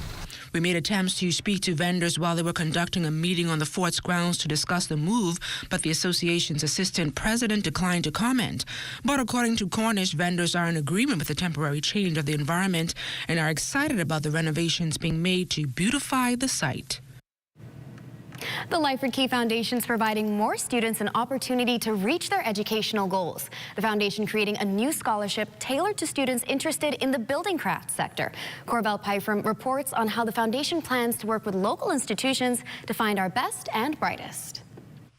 Announcing what's being called a groundbreaking opportunity for students, Lyford Key Foundation Chair Basil Galandris says the $2 million endowed Peter George Galandris Heritage Scholarship, named in honor of his late father, and will award up to 8 students this year the opportunity to study in the UK, has the potential to make a lasting impact on technical and vocational education right here at home. In partnership with the King's Foundation, the new scholarship program will provide Bahamian students who have an interest in building crafts a unique opportunity. Now into its 35th year, the King's Foundation, founded by then Prince Charles, according to its website, works globally to create sustainable communities and transform lives. As part of the 5-month course, students will travel to the building crafts training centers of the King's Foundation in the UK. They will be able to take part in a series of intensive skills and material workshops and study at several historic heritage sites. Kristen Murren is the foundation's chief executive. Our head office is at Dumfries House, which is in Scotland. So you need to bring kilts and hear the bagpipes when you're there. We also manage the Castle of May, which is right at the north of the UK, which was the holiday residence of the Queen Mother. And finally, and probably most dear to my heart, His Majesty's personal home, Highgrove in Gloucestershire, where we manage the gardens and where some of our specialist education programs are delivered. The students will get to experience all of these sites. Lyford Key Foundations hope to recruit students who study at Bahamas Technical Vocational Institute and have an interest in using the skills they have developed to work on heritage building crafts. The $30,000 scholarship covers airfare, a warm clothing allowance, housing, as well as tuition. Deadline for applicants is May 1st, with decisions expected at the start of June. For the Bahamas Tonight, access now. I'm Corbell Pyfrom. Thanks a lot, Corbell. Well, students of the Judith P. Thompson Primary School were devastated when they arrived at the school to find their cherished backyard farm destroyed. Their carefully planted crops plucked from the soil and stolen overnight. What they didn't know, though, was that help was on the way. West Calix Forbes has a story. For weeks, these eager young farmers had nourished their plants, watered them daily, and excitingly watched them grow. But their joy turned to heartbreak when they discovered the empty, uprooted beds where their vegetables once thrived. It was last week Sunday night. When we came to school on Monday, we saw our crops were rooted and put on the bed. It was just dug up. They didn't steal it. They just dug it up and spread it out all over the garden. Like pick all the tomatoes and throw them all over the place. Words of the tragic theft spread quickly, reaching the ears of the Ministry of Agriculture. Honorable Jomo Campbell felt compelled to act. With him, he also brought his friends from the Chinese embassy. They were just about to reap some of their harvest, but some of our night farmers came in and helped themselves before the children can. And so, you know, it was a bit of a downer for them. And so we wanted to do something to boost their morale. And today being a celebration, you see them in their costumes for Commonwealth Day, we thought that we'll introduce the added surprise of bringing our friends here from the demonstration farm, represented by farmers from the Hunan province of the People's Republic of China, just to share some of their harvest with them and get some ideas as to how they can go about increasing the crops that they have here with them at this school. The Chinese diplomat expressed the importance of agriculture for young minds, sharing how backyard farming teaches children valuable lessons in discipline, sustainability, and food security. You know, in Chinese, we say when the kids thrive, the country thrives, is thriving. So I saw the future of Bahamas in them, and I also want them to, you know, I would encourage them to have a real taste of the life, and also to have, you know, more keen interest in agriculture, because I do see that agriculture is so critical for any country. What began as a story of loss and disappointment has now become a symbol of hope, resilience, and community. And as the students of Judith P. Thompson roll up their sleeve to replant their garden, they do so knowing that they are not alone and that their little hands are helping to build a stronger Bahamas. For the Bahamas Tonight, I'm Wes Calix Forbes. Love it. When the kids thrive, the country thrives. Well, Colina Insurance is making a meaningful impact in the community, and just in time for the recognition of International Women's Day. The company today donated $10,000 to the Bahamas Crisis Center, reinforcing its commitment to health and wellness. Colina Director of Corporate Communications, Maxine Seymour, says the donation is just one of the many ways Colina supports the organization. To mark the special occasion, we chose an organization who we know pours into the women of our nation. And so the Crisis Center was the obvious choice. And we wanted to be able to seed into what it is they do to help families who are in crisis. Accepting on behalf of the Bahamas Crisis Center, its administrator, Cleopatra Christie. This type of donation will go a long way in helping us spread the word, awareness, and continue with our mandate at the Bahamas Crisis Center. The history of women, black women in particular, is characterized by struggle and oppression. But there's a silver lining, though, triumphant. These women are worthy of praise. And that was the goal of a Women's Day ceremony this morning on Clifton Heritage Park. Here's Danielle Dean. Sacred Space is an artistic depiction of women centuries ago to now and the struggles they faced. Represented by the faceless sculptures carved out of casuarina trees are former female slaves like Charlotte DeVoe, Matilda Farquharson, and Chloe Willie Griffin. If you look at them, you will notice that they are looking in different directions. They're not all facing one way. They're looking at the ocean, but in different directions. And why might that be? These women were brought here through the transatlantic trade in enslaved people. And they were constantly looking for home. This synopsis coming from women's rights activist Alicia Wallace during a ceremony held at the Clifton Heritage Park site on Wednesday. Attending the event was Governor General Her Excellency the Most Honorable Dame Cynthia Pratt and first female voter Ruby Ann Darling, who are known for challenging the status quo, much like former slaves Kate Moss and Mary Prince. These two ladies played a pivotal role in influencing British emancipation, and then that led to Bahamas emancipation. While enslaved on the Moss plantation owned by Henry and Helen Moss, Kate refused to mend her owner's clothing. This very simple act of defiance led to unimaginable torture. She was shackled, repeatedly whipped, and even hot pepper rubbed into her eyes. She was then forced into field labor and flogged until she died. It was these acts of necessary defiance that have earned Moss and Prince their place in sacred space, their sculptures to be erected in coming months. This month, women and their invaluable contributions to families, institutions, and the world at large continue to be celebrated. Reporting for the Bahamas Tonight, I'm Danielle Dean. Thanks a lot, Danielle. Well, still to come, guess what day it is? I said, guess what day it is? It's Hump Day Wednesday. And yes, it's time for Leno's Wealthwise, so keep it locked.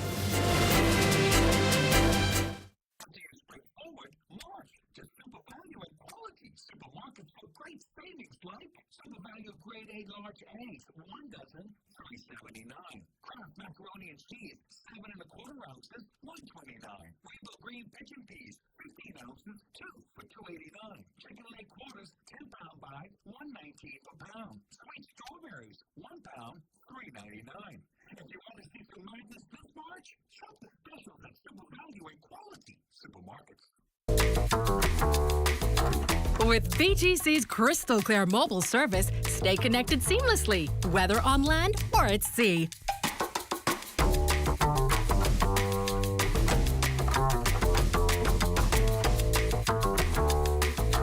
Our reliable postpaid plans keep your loved ones closer, no matter where life takes you.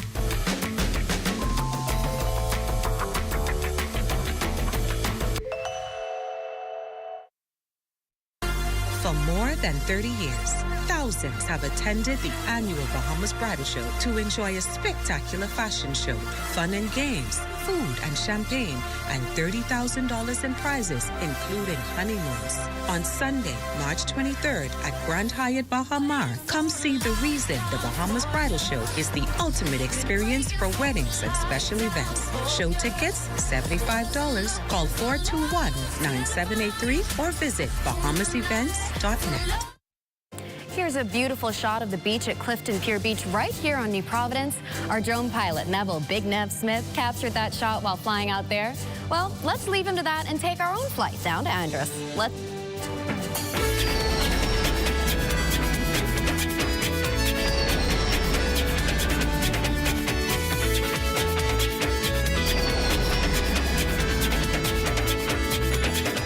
Residents in Red Bay's North Andros stand to benefit from infrastructural upgrades currently underway for docks and roads in that historic community. Red Bay is far removed from other towns and settlements on the island, and the upgrades are expected to significantly enhance community life while boosting investment. This dock behind me, it's definitely between 30 and 40 feet. A 30 and 40 foot boat will be able to fit there. Time frame on completion, we're looking at the next few months. 2 or 3, give or take. A lot of people will always say, I love Andros. Andros is beautiful. I don't have nowhere to put my boat. In a few months, put your boat right there. Dean indicated that upgrades to the roads in Red Bay are also nearing completion. The left side of the road coming from the east is completed, and is maybe another 2.5 miles. That's unfinished, but now people can come into Red Bays. Teachers who teach in Red Bays and don't live in Red Bays, they don't have a problem getting here. Church buses for pastoral anniversaries, any festivals, anything that's happening in Red Bays right now, there is no excuse. Anyone who's from Red Bays that doesn't live in Andros, come home. Come see what's happening in Red Bays. Marlena? Thanks, LaDawn. Well, are you buying or selling a home in 2025? The real estate market is evolving, and understanding the key factors at play could save you thousands of dollars. Tonight, we break down what buyers and sellers need to know with expert insights from those at Leno.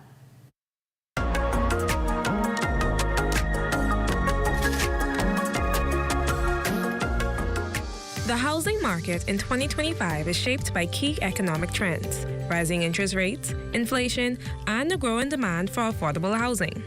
Sales agent at Leno Realty, Tara Nottage, says understanding these factors is crucial for both buyers and sellers. The key factors influencing home prices in 2025 is really the cost of construction as well as the availability for homes. Right now, buyers and sellers still should approach this market with a sense of enthusiasm because at the end of the day, this is a big step for you and your family, but also with a sense of understanding that the process right now can be long, but it is a worthy goal to work towards. But mistakes in the real estate process can cost you. Nottage warns that common errors include overpricing homes, making big purchases during the buying process, and failing to get pre-approved for a mortgage. The biggest mistakes buyers can make right now is, first of all, not being pre-qualified first. The first thing you should do is speak with your bank, let them know what your standings are, what you're able to look for. The next thing is a bigger mistake that I've seen persons make in recent years is making big purchases, and more so financing big purchases whilst they're waiting or in the process of being qualified for their home. That's some of the biggest mistakes people can make right now. With many homes receiving multiple offers, the competition is fierce. She says sellers should focus on strong financing and flexible terms, while buyers need to act fast but wisely. A good deal is relative to your dreams and your aspirations. Let's be honest, a lemon you can get at a really good deal, but a lemon is still a lemon. You have to know what you're looking for, what you're working for, and then base your ideas and plans around that. Whether you're buying or selling, preparation is key. Experts recommend working with trusted realtors, staying informed, and being ready to negotiate in this fast-moving market. For the Bahamas Tonight, I'm Diane Dorset. It's always good to hear from our friends at Leno, but let's check in with Total Sports to see what's coming up. The Bahamas and Panama going to penalties in night one of the CONCACAF Beach Soccer Championships. Find out who came out on top. Details of that story and more coming up in sports.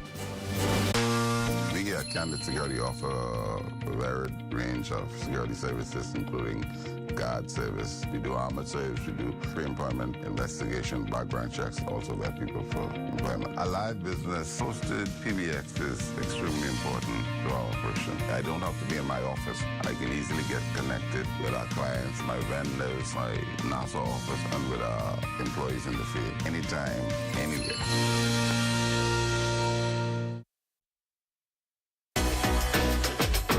Welcome to What's Trending. Join me, Jiminita Swain. And me, The Bahama Beauty, Monday through Thursday at 6 p.m.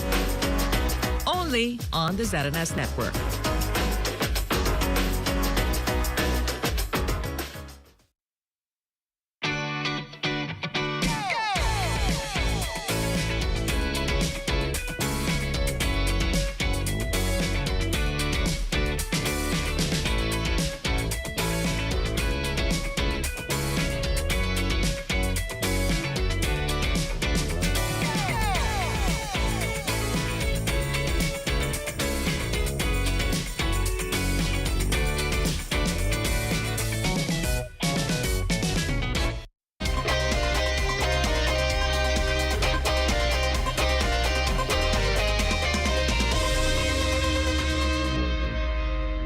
Welcome to your Wednesday Sports Check, everyone. I'm Amajal Knowles. The Junkanoo boys opening up competition last night at the CONCACAF Beach Soccer Championships. They would take on Panama, and this one would go down to the wire. Here's a look at the highlights. The Malcolm Park National Beach Soccer Stadium, the host venue of day one of the CONCACAF Beach Soccer Championships. The Junkanoo boys in the feature match of day one taking on Panama. Did not take long for the Bahamas to find the back of the net, just under 5 minutes past in the first period. Forward Crevin Ferguson, and what initially looked like a pass would manage to elude the Panamanian goalkeeper. The Bahamas striking first blood, taking an early 1-0 lead. To the second period, the Bahamas on the attack again. This time would Julmis eluding defenders to put the Bahamas up 2-0. It would look like the Junkanoo boys would take a commanding lead in this one, but Panama not going down quietly. Shortly after, same period, Alfonso Marquenzi squeezing this one past Julio Jameson to get Panama on the board 2-1. Fast forward, just under 4 minutes to go in the third period. Panama with the numbers on the offensive. Marquenzi will find teammate Alberto Kelly, who will get this one past Michael Butler for the equalizer. Game tied at 2 with 3:30 to go. We had to extras, and a pivotal moment here. Referees calling a stoppage with 10 seconds to go. Veteran Leslie St. Fleur would have a chance to be the hero for the Bahamas on night one, but his attempt would go wide right. And with soccer, without a little bit of drama, to penalties we go.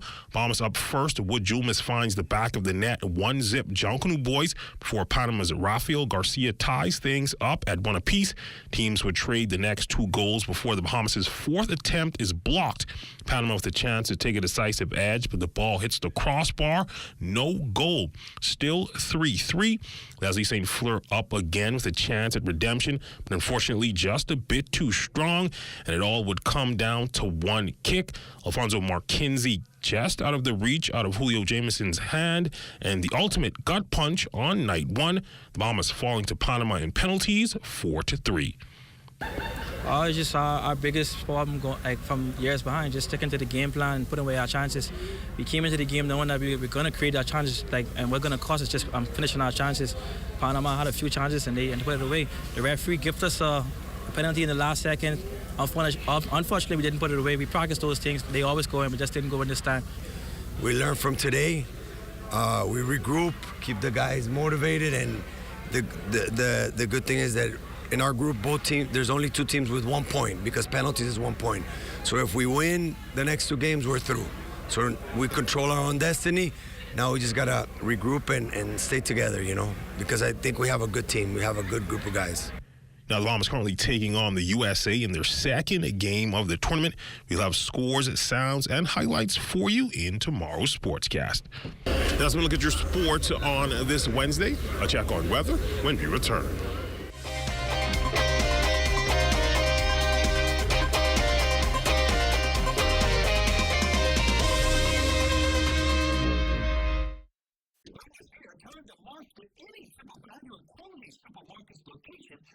Savings like best value whole kernel corn, 15 ounces, 99 cents. Chef Boyardee spaghetti and meatballs, 15 ounces, 179.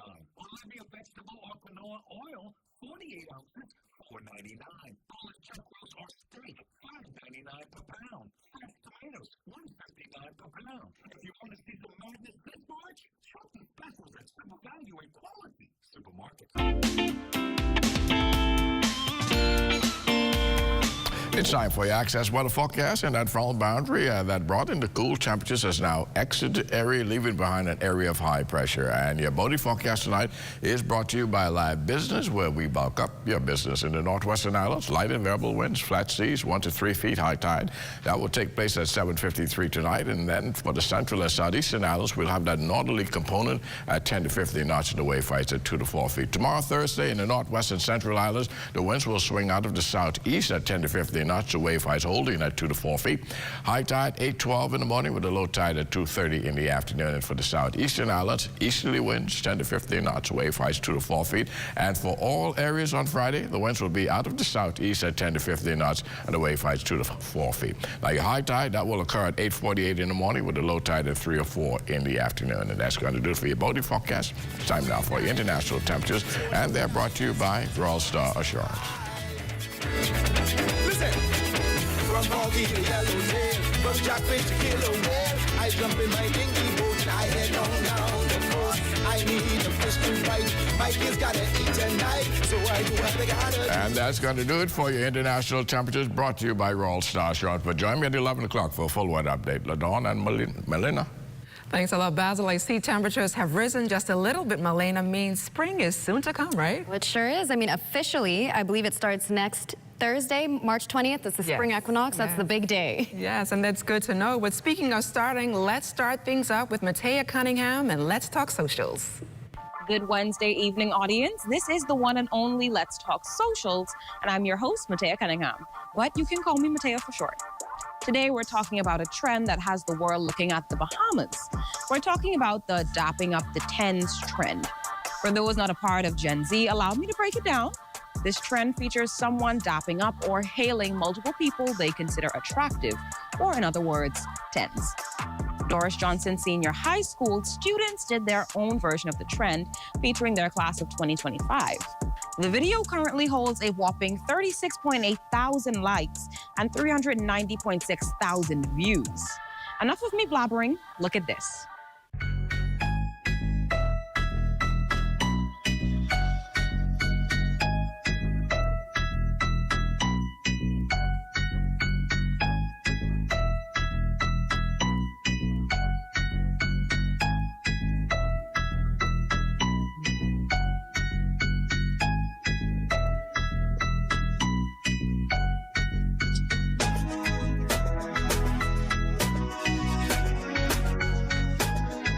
For some context, the students did this trend on their graduation photo day, not a traditional school day.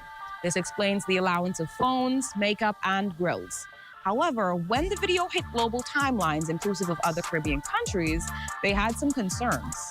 A comment read, "Is the lineup with the white chalk and a wig with baby hair a part of the uniform?" Nonetheless, the video mostly received positive and uplifting responses. That's all for today. Thank you for tuning in. That was Let's Talk Socials. And just like that, we've been given the wrap, Malena. Well, time certainly went quickly tonight, LaDawn. Well, stay tuned for the rundown with Clint Watson. Good night, everybody.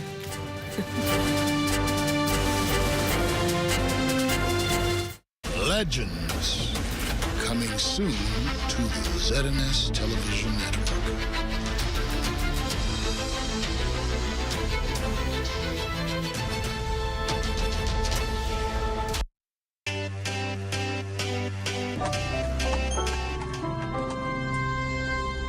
Here we are, Amy, at home.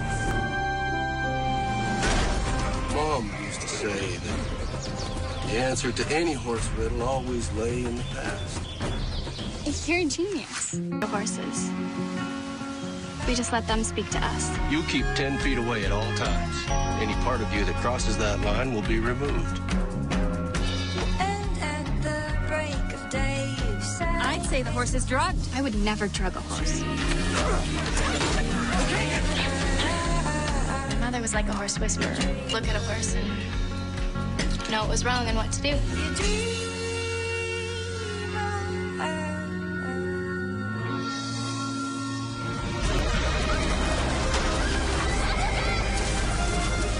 I know that you blame me.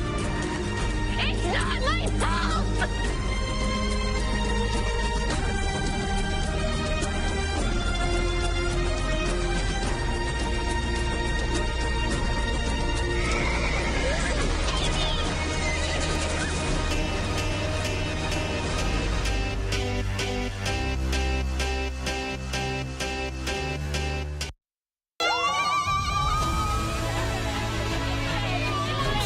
Your pan, set up, don't forget about this medium rare. The competition heats up.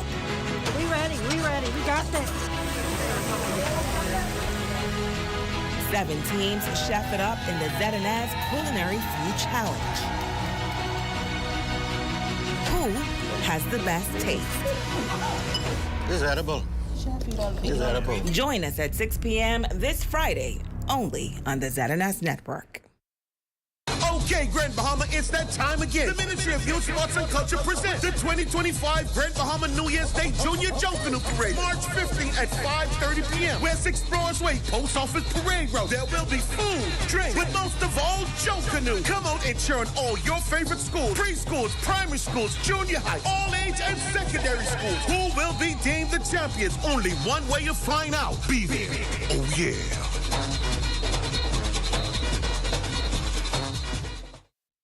The thought of colon cancer never really crossed my mind until 2019, when a very good friend of mine was diagnosed with stage 4 colon cancer. I was shocked. Everybody was shocked because he was a picture of perfect health. He was young, athletic, successful, and full of life. Many of us are still in disbelief. I started to question my own health because if it happened to him, surely it could happen to me. Then came the fear, the anxiety, and everything else in between. Facing your own mortality is very sobering. But for me, I decided right then to have a colonoscopy.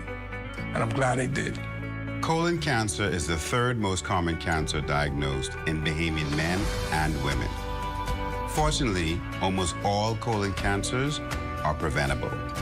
A colonoscopy or some other appropriate form of colon cancer screening is recommended for everyone over the age of 45. During a colonoscopy, we can detect and remove colon polyps that may grow and later become colon cancers. Don't wait until you develop symptoms, such as blood in your stool, abdominal pain, a significant change in your bowel habits, or unintentional weight loss. These may all be indications of a severe problem that requires immediate attention.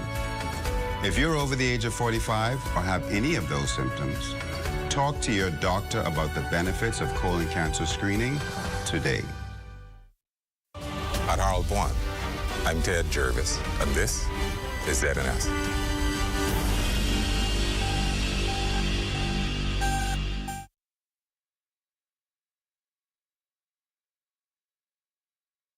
The Rundown is brought to you by Commonwealth Brewery Limited.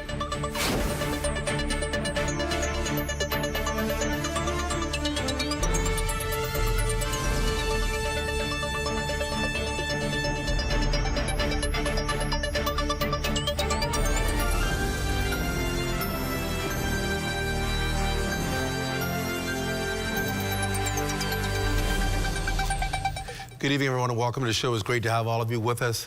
Again, it's going to be a great night tonight. A lot to talk about, a lot going on in and around the country. But my headline story tonight takes me to the studio kind of next door to this one, Studio A.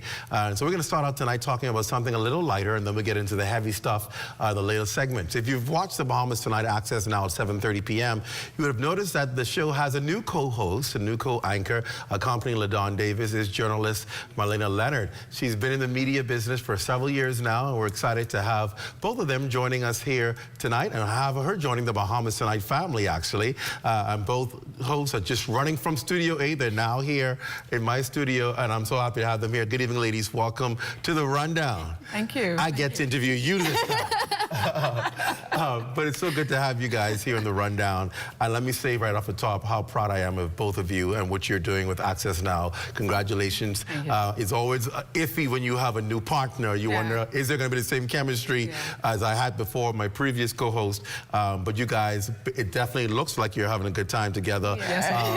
Tell us, how's that been working so far in the few days that you've been doing Access Now? I've been having so much fun. I mean, because you come into it a little nervous. It's almost like your first day in a new school, and you're like, is anybody in my class going to like me? And LaDawn's just been amazing from the jump, just completely showing me the ropes and just so welcoming. You know, this is like uncharted waters for me. You know, I've had 2 male hosts before, and so she's just a bubbly personality and bringing a whole lot of fun and excitement to y'all give me the NBC vibes. Hoda, Kathleen. This is Hoda, Kathleen. Hoda and Savannah vibes, you know? Hoda left now. I think we got our own Hoda Savannah. But let's talk a little bit about you, Marlena, before we go to LaDawn, because we know LaDawn. She's been a staple here for many years at ZNS.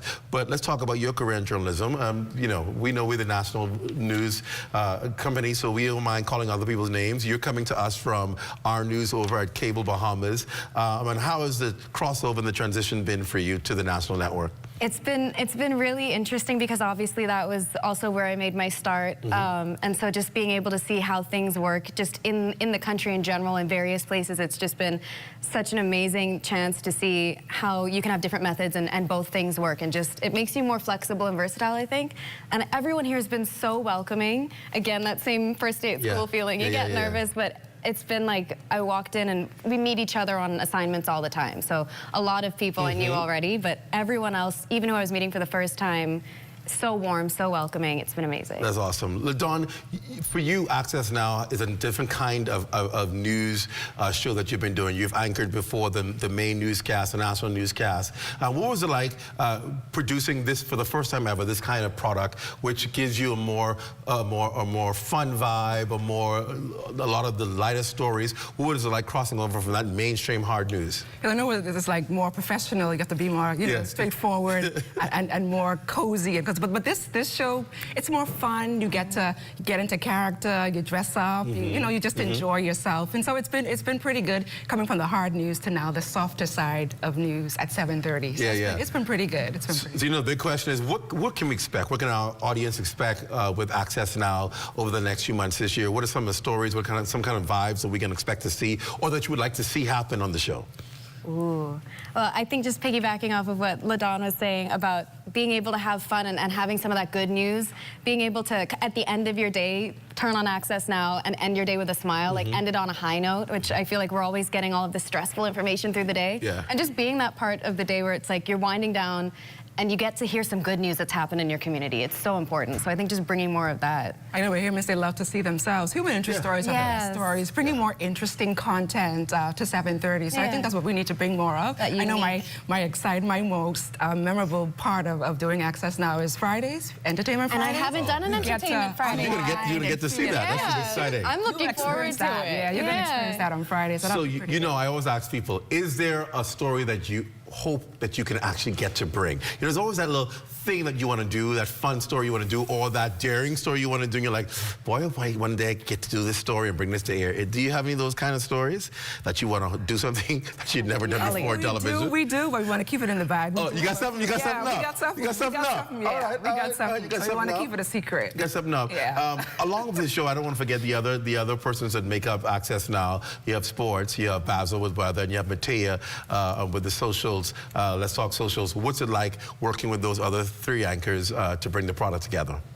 It's been absolutely amazing. Again, you know, meeting all of these new people, but seeing how you're able to seamlessly tie it into the brand new community things to the things that sometimes people, especially with like social media, you don't realize how much of an impact it does have on your day-to-day, even if it's just to give you that smile at the end of the day. And so all of the work that everyone puts in just to make sure everything flows smoothly and you've got the variety in the show, it's so much hard work that you don't even see. And I think Matea is doing such a great job. She brings all the excitement from the social media world. Even if you're having a bad day on a Thursday or even on a Friday, she has so much energy and so much excitement to her social media platform. Basil, have you seen Basil dancing during the weather? I have. Really? Yes. Basil dancing? During the weather, Lord have mercy. You had me laughing in there yesterday. Yeah, so it's pretty good. It's going pretty well. The show is produced by our Director of News and Local Programming, Tanya Smith-Cartwright. And what is it like working with her as a producer?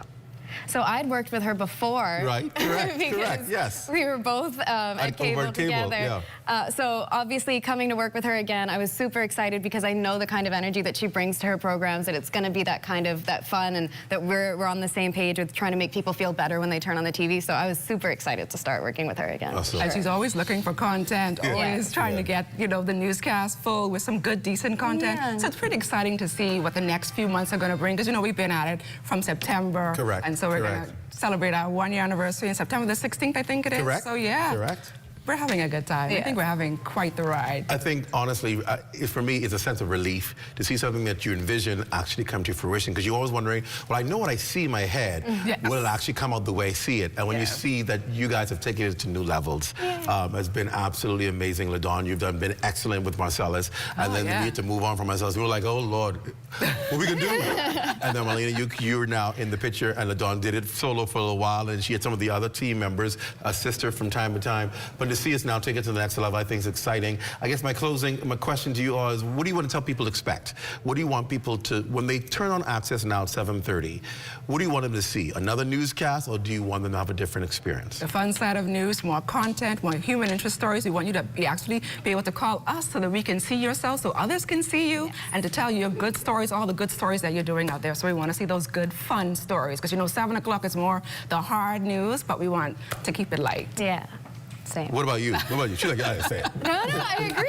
It's just that ending the day on the good note, almost like come and hang out with us while we tell you all the good things you missed today. Right. You know, and just making sure we can and like LaDawn said, if we miss something good that happened today, let us know, because we want to tell you about it. We want to share it as much as possible. Like those kids today with their crops and having that happy ending for them. People need to know there's still hope in community. I love that. I love that. Ladies, thank you so much for coming on. Congratulations to you, and we look forward to seeing your success from here as you take it to great levels. Congratulations to you. Thank you. All right, that's the fun side of our show. I don't have much fun stuff to do. That's the fun side of the game. When we come back from the break, we're going to go into some serious talks tonight. My guest tonight is Ramona Farquharson, who's also a host here on the ZNS Network. I tell you, we got all the best people here at the ZNS Network. Host of The Legal Brief. We're going to talk about the court system. I've been telling you all week about an experience I had, having had to go to the court system this Monday, and it was a nightmare. I'm going to tell you about that story, and I'm going to ask Ramona Farquharson about the court system in this country and what needs to happen to address some of these problems. And then a little later, we're going to talk about investment. The Director of Investments for the Bahamas is here, and she'll talk about what's happening with with investments throughout the country. And so it's going to be an exciting show that we have planned for you. You want to stick around. We're going to get started with it right after the break. You're watching The Rundown here on the ZNS Network. Stay with us. We're back right after this.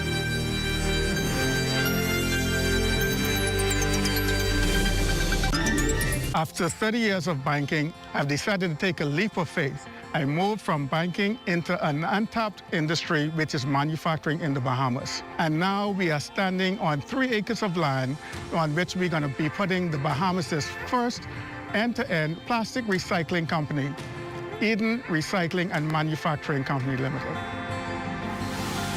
Eden has 2 arms, recycling and manufacturing. This is groundbreaking for us. It's never been done before. It really makes a difference, not only in the Bahamas, but even around the world. This is not just a project that we're doing so that we can make a couple of dollars. We want to make sure that it benefits those who come after us. In future generations, we hope that this is a small vision, that they will take it and they'd expand on it. We can have the formula for what it means to do end-to-end recycling in the Bahamas, in the region, and even if we have to export these ideas and thoughts and concepts even into the U.S. For more than 30 years, thousands have attended the annual Bahamas Bridal Show to enjoy a spectacular fashion show, fun and games, food and champagne, and $30,000 in prizes, including honeymoons. On Sunday, March 23rd at Grand Hyatt Baha Mar, come see the reason the Bahamas Bridal Show is the ultimate experience for weddings and special events. Show tickets, $75. Call 421-9783 or visit bahamasevents.net. The internet isn't just for surfing. There's a sea of shoppers buying online, and you can connect with them on Tingsy. Tingsy is the SBDC's online storefront built for Bahamians. Take your business to the next level by selling to customers online, both at home and around the world. People want Bahamian things, and if you got things to sell, sell on Tingsy. Find out how you can connect with a sea of buyers by visiting tingsybahamas.com.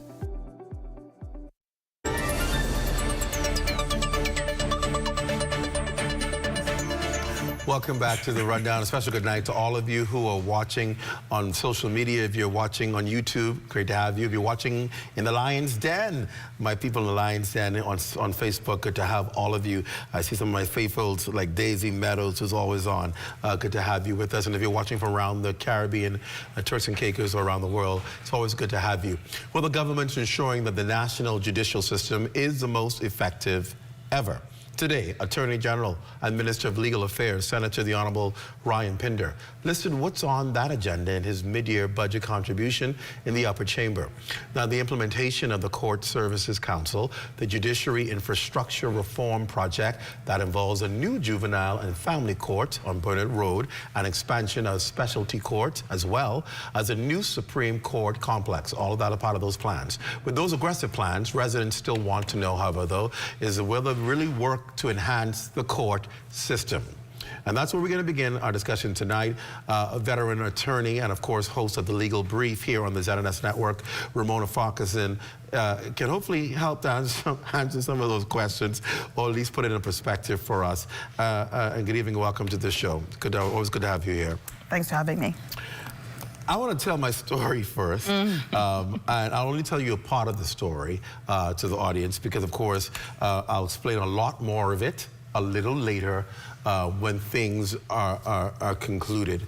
But I want to share with you an experience that I had that helped me become more sensitized to what our own people, visitors, whoever, face if they have to access the court or services in the court. So, last week, I have a couple who's a friend of mine. They're both of them. The husband is a permanent resident. The wife is a visitor. And they called me very concerned about a matter. And I won't get into the matter now, but I'll talk about that later. Nonetheless, the issue here is they were required to appear before the magistrate's court for what I consider to be a misdemeanor, right? This is my own personal view. It was silly. And there were some reasons why they ended up going to a police station, having to now be booked, the female, and taken to court. I won't get into that now. I'll talk about all of that later when I talk about the police. But nonetheless, went to court. They called me frantic because they've never been experiencing, they don't even know how to experience something like this in the Bahamas. And I said, I'll go with you because I understand sometimes our system. Went with them to court on Friday. Court started, it's supposed to be a 10 o'clock hearing. It started about 11:30. Went into court. The charge was read. There was some confusion over her nationality and all that stuff. That wasn't even correct. The court papers were not correct. Had wrong information on it. Nonetheless, the judge read the charges off and said, okay, well, let's correct the paper. Come back on Monday. So Monday came, and I told him I'll be right there to support you. We went back on Monday, and it was read again and said, okay, let's set a court date to hear this matter, small matter. And the judge said, okay, well, since you're visiting, I'm going to sign a cash bail. The first time, there was no cash bail. It was just bail, police bail. This time, an amount was set, $5,000. Fine. So after that's finished, they asked her to sit on the bench next to the prisoner dock that had a number of men who were going to be arraigned, most of them on serious crimes. But they asked her to sit right to near the prisoner dock until the bail was paid.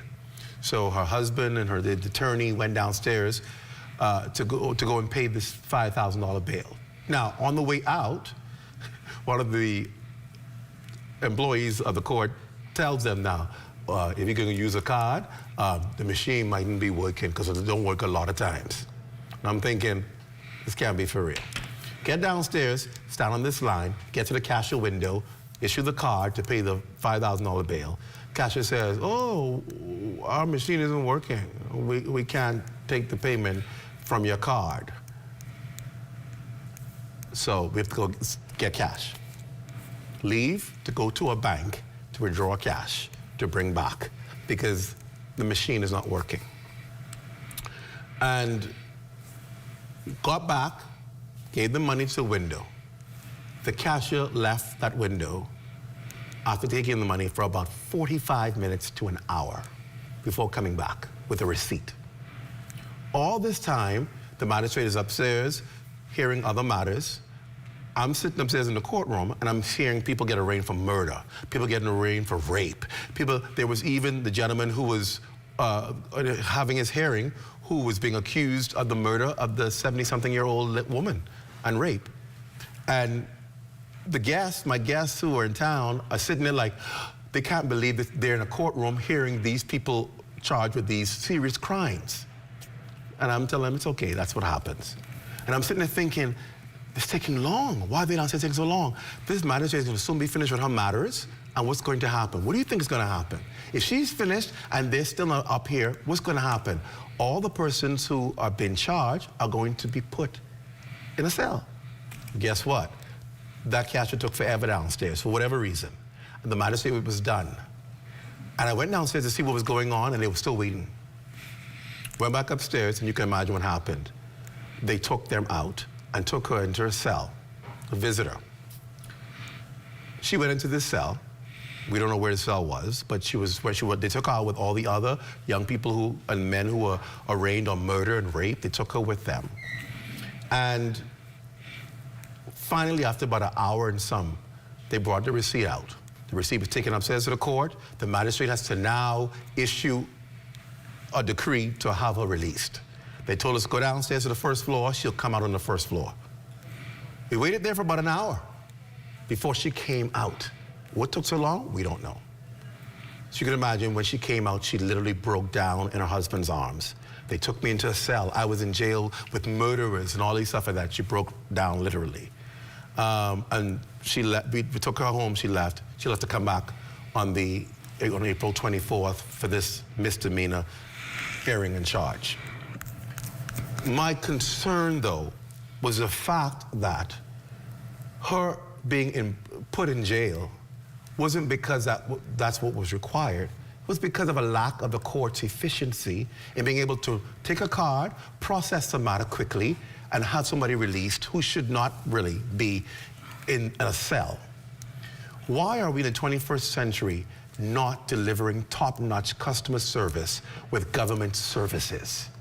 Why are people, how many Bahamians have had to have the raw end of the law stick thrown at them because of people's inefficiencies or because people just do the job so routinely? They don't care about that individual or that family or that person who really don't need to be in court. but because of police matters, they're there.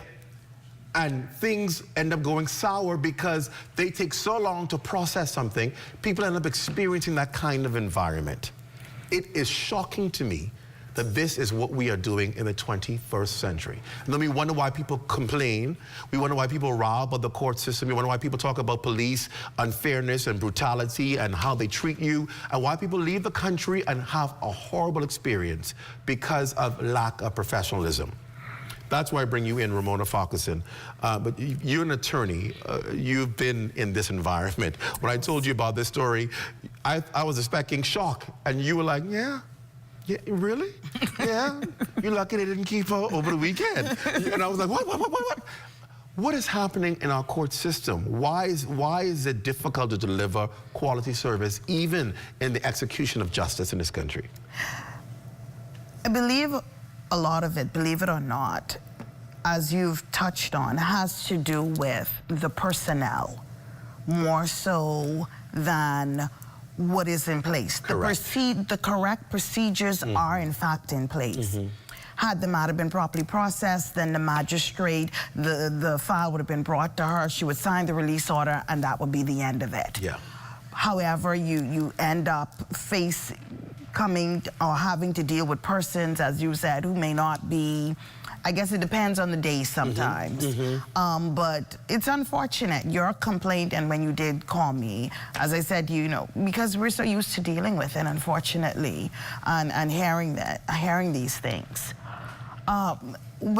Whenever there's a problem, obviously you move to think, what is the remedy? Right. How can we cure this? Well, complaints, there are proper complaint procedures.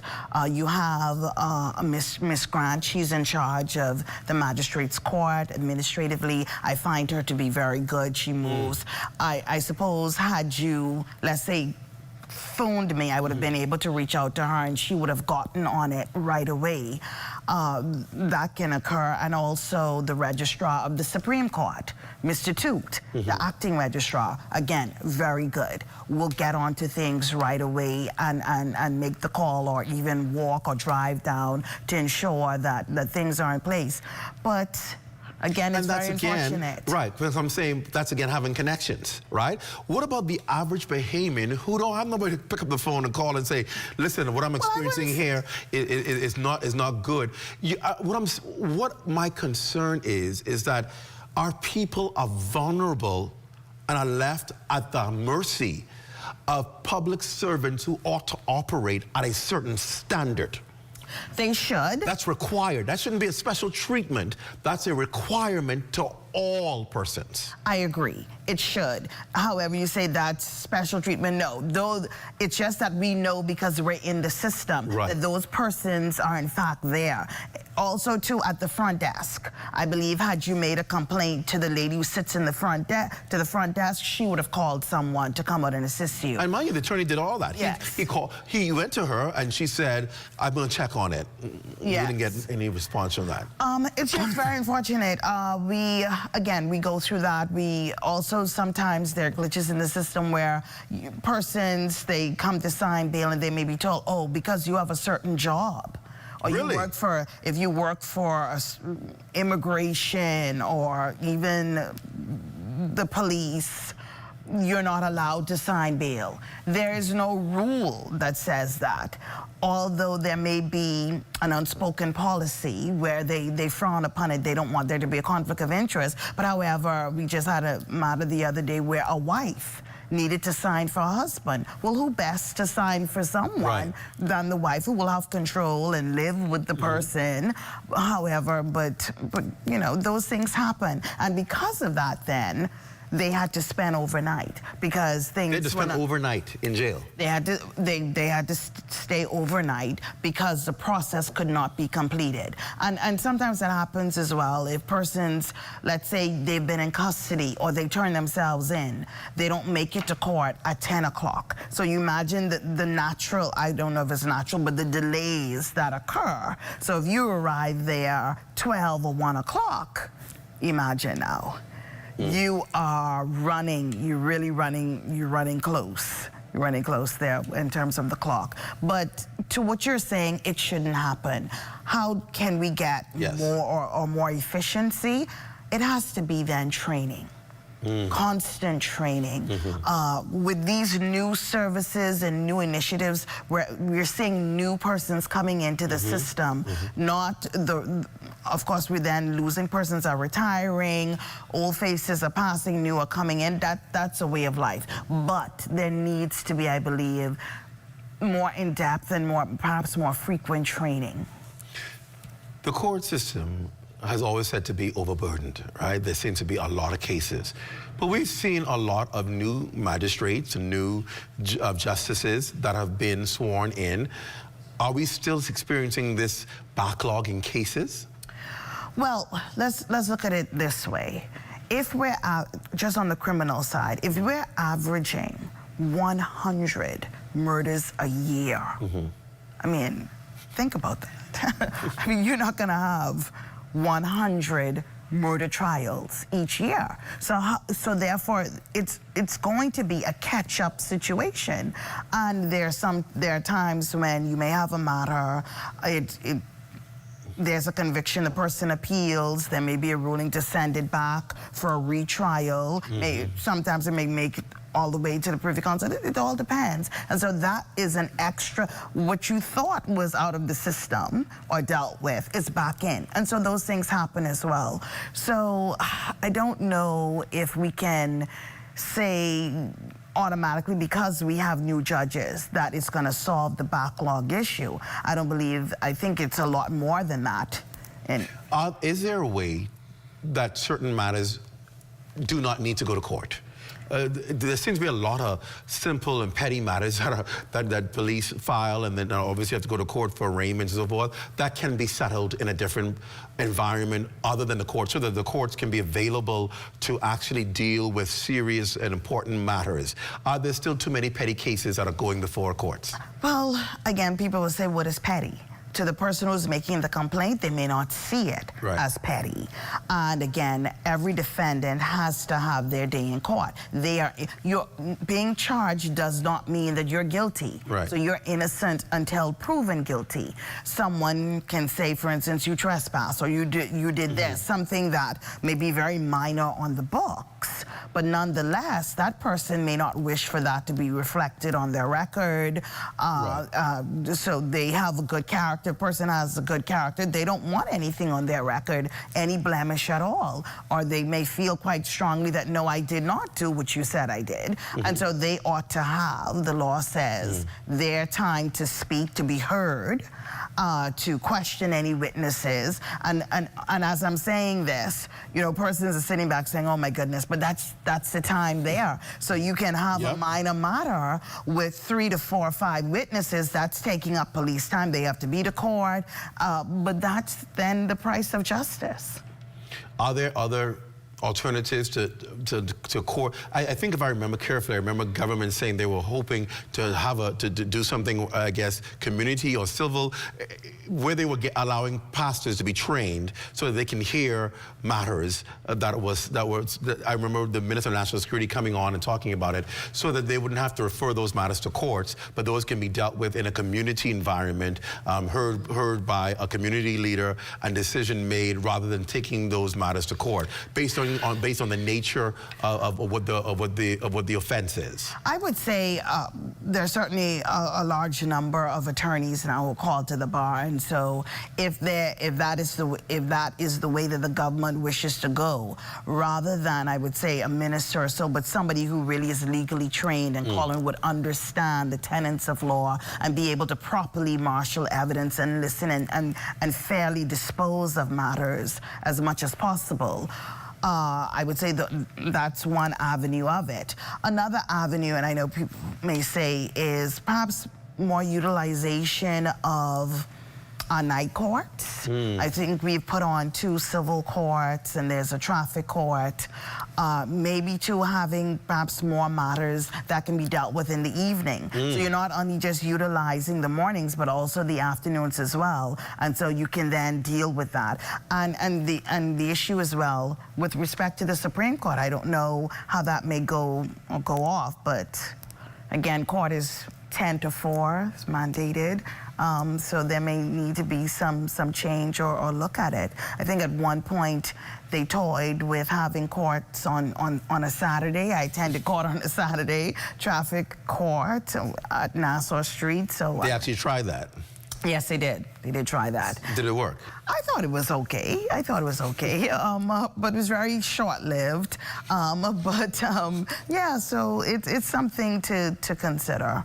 When we look at the the judiciary, obviously we're looking at ways we can always reform what we do. What stands out to you when you think about reforms that are needed in our court system and our justice system?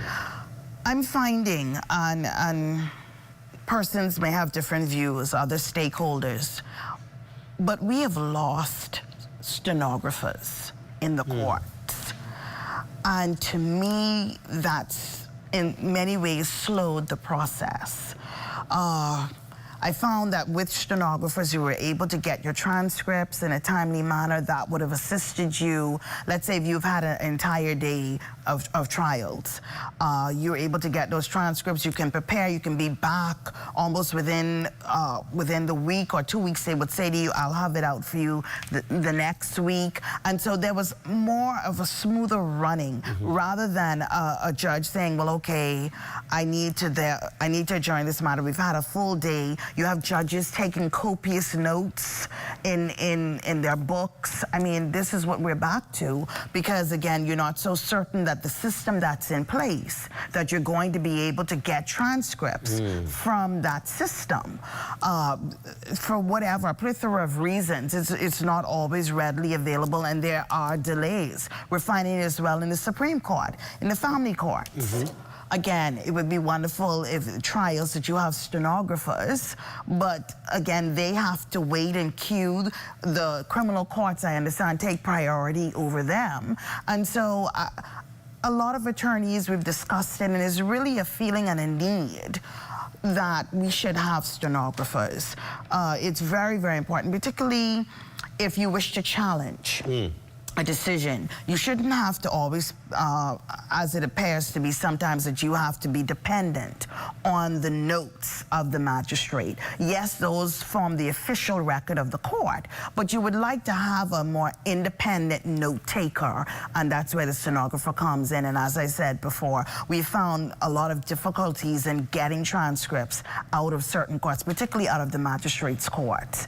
And so it's really slowing things down.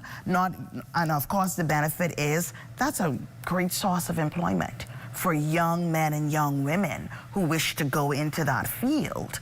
That would be wonderful. But again, we don't seem to be focusing on it, having a program where at BTVI or even in high school, I know there's some focus on other areas like cosmetology, but I think that that would be an excellent area as well to generate employment. And it's needed. It's sorely needed and will help. We're going to take a quick break, and when we come back, we'll wrap up this particular segment. We're back after this. Stay close.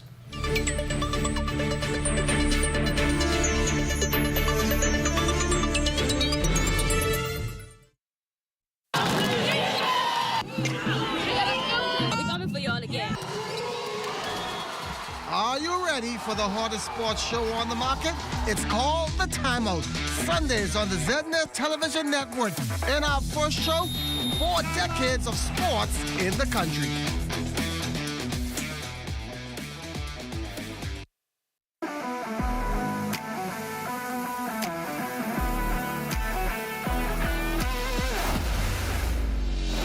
Bahamas Striping Group of Companies, we have been in Exoma now for the past 4 years, carrying out our paving program. A part of our company's philosophy is to do some work to international standards. So when you look at our paving division, we have a state-of-the-art lab to do all of our testing in-house, as well as a state-of-the-art asphalt plant with a trained technician carrying out the work on that site. The overarching goal of our company is to produce the work that we're doing in the entire Bahamas to international standards. We also make a difference by the training of our staff. We have a very intensive training program going on to where we are teaching young men how to learn the art of striping. Being a young man myself, I've made mistakes in the past. I was given a second chance to better my life, and it's only fitting that we pass it along. What's important for us is giving them a second chance for them to get a skill and a career that could take them further in life.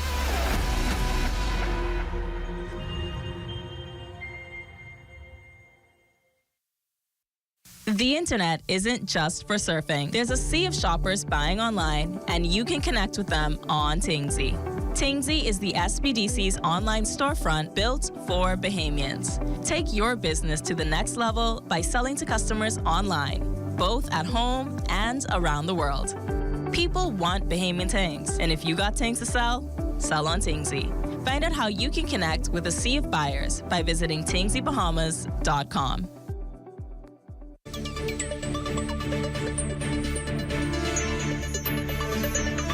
Welcome back to The Rundown. My guest tonight is host of The Legal Brief and veteran attorney Ramona Farquharson, talking about the legal system and its efficiency and what needs to happen in the legal fraternity, really. I wanted to continue talking about that because we're talking about ways to improve efficiency. Are trials still being heard years after it was recorded of the event? Yes, it's still happening. Yes. Yes. So, how then do people remember what they're testifying against? Do you remind them of what their statements? They give statements. They ought to contemporaneous notes by the police officers when they're on a scene. They ought to take those. They have their notebooks, and then they transcribe and place it into a report that's in the file, as well as witnesses. They come in, they give their statement of their ID parades, road galleries, all of those things. Those are taken. So you have to really rely, the case is based on that file that you could, yes, well, that will jog the memory, because obviously if you come to a trial, the average time is about what? Anywhere from 2 to 5 years. For the hearing of certain Supreme Court matters. Could be more, it all depends. Is that normal regionally? I can't speak for the region. I know it's normal for us here in the Bahamas. Does that bode well for persons who are on trial or trying to build a defense? It all depends, you know. People don't remember, or the people don't want. 2 years later, if you've done all the work to get over a matter and you don't want to relive that matter, you simply say, what? I don't want to go anymore. That's so. I mean, like it or not, it does happen. Particularly, I find in certain sexual offense matters, you find that the witnesses have moved on, and they don't wish to relive, and they don't wish to go ahead with it anymore, and so. I don't know, the argument can be that either that's their feeling, or either they've realized that I wasn't telling the truth on this innocent person and I've decided not to go ahead with the lie. I mean, either or. So it can be seen from both sides. That time can be a blessing, or time can be a curse. Based on the sentencing or the maximum sentencing for some crimes, is it worth going through an entire trial? Again, it's who's asking the question. Right. If you're the defendant, it may be, let's say, if trespass, you may say, okay, it's only $25 or whatever the case may be. Is that what the fine is for trespass? I think it's thereabouts. You may be thinking that. However, for the person, let's say they have a dispute over a land issue, and sometimes that does happen, and you wish to say to someone, you're on my land, and the person takes a different view, and you get into whatever words, and whoever makes it to the station first, sometimes invariably that's it. Right. It's not much, I've found, not very much investigation, but whoever makes it there first makes the complaint, or, you know, sadly sometimes it's who knows who.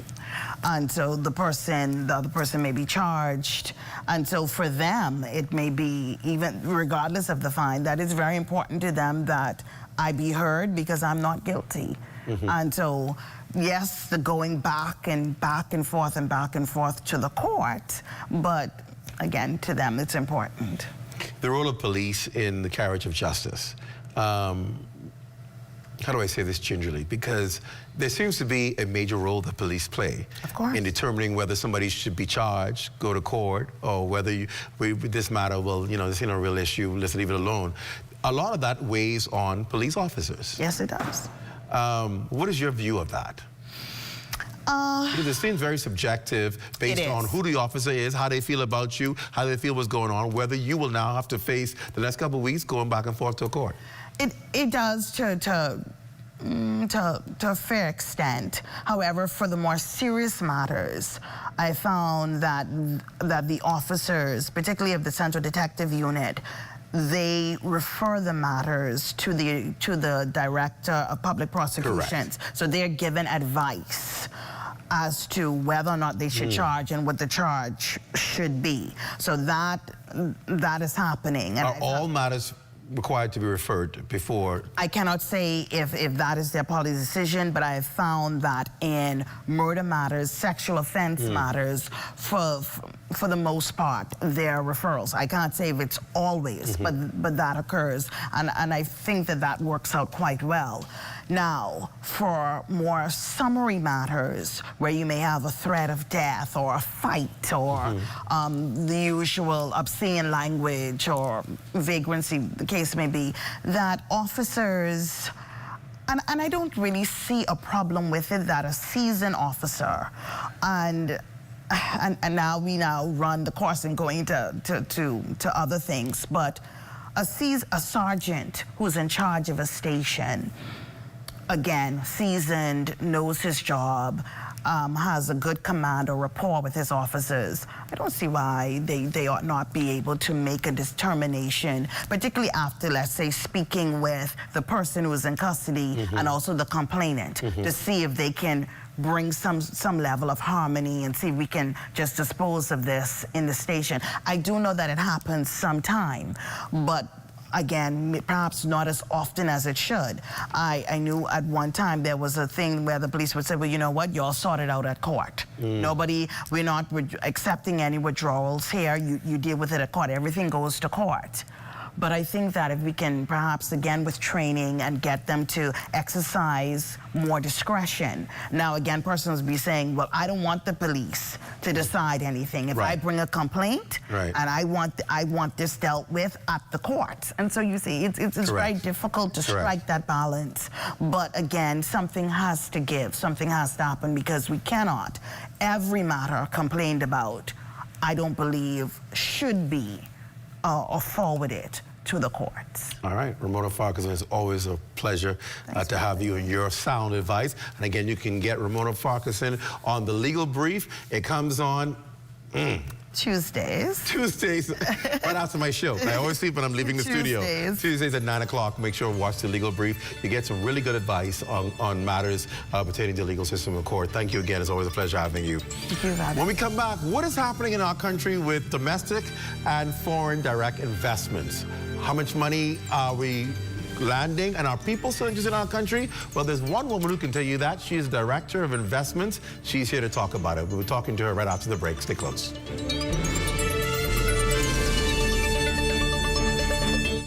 We're here at the Nassau Village Community Center project, where over the past 17 months, we've hired over 20 Bahamian subcontractors to bring this beautiful project to fruition. I've been living in Nassau Village for more than 19 years, and to see a project like this bring great joy and pride to me. This state-of-the-art multi-purpose community center will serve as a crime-fighting initiative in the community, also help with the education of our kids in this community, and a hurricane shelter. Yeah, and it also shows what we as Bahamians can achieve when we work hand in hand with each other. We have the technical know-how, and we can pretty much deliver on any project here in the Bahamas or in the world. Bahamas Stripe and the Bahamian Company, they prove that they believe in Bahamians. Based on the outcome of this project, I don't think they're disappointed in giving a small person an opportunity to do a job such as this. The more opportunity they get, the more opportunity we will get. If you look around and see the work done so far, it just shows what we as Bahamians can do.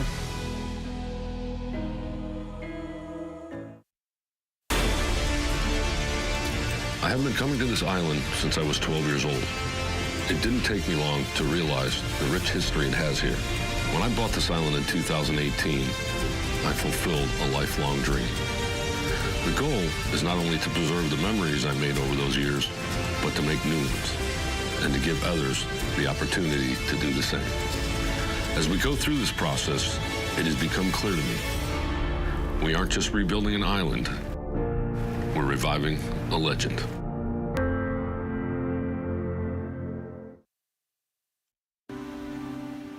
mailboat service is a critical service to the islands of the Bahamas. Certainly, Andros has always been there and dear to us. That's where we're born and raised.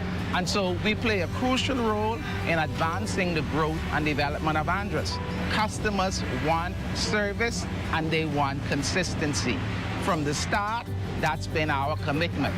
We work to sail on time every time. Our customers have come now to expect this from us. And one of the biggest challenges we've had was finding adequate funding. SPDC from the very start has been a lifesaver. My advice to young people, if you have a vision, a passion, an idea, go for it. Don't give up. It's not easy. If it was, everybody would be doing it. Be consistent and you'll get there.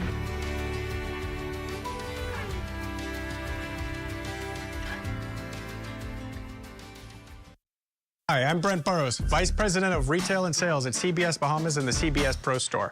Not only do we guarantee the best prices on all your favorite building materials, but we're proud to offer the best delivery program in all of Nassau. Whether you buy one box of screws or a truckload of plywood, island-wide delivery is just $5. And for our Family Island customers, we're proud to offer complimentary drop-off to the mailboat of your choice. Visit us today at the CBS Pro Store on Robinson Road and check out our website to set up your next delivery.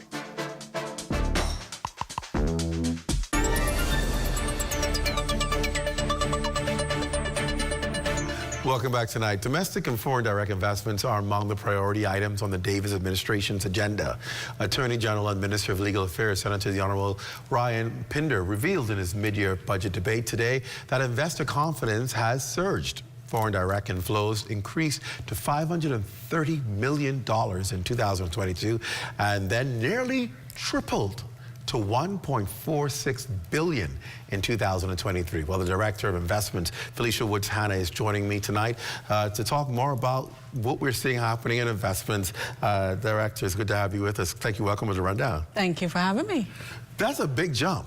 That's some significant progress. Mm-hmm. What has led to that surge in investments here in the country? Well, investments is broken down into three areas. It is attributed to the increase in promotions, the efficiency of facilitation, and our aftercare unit that we would have recently established.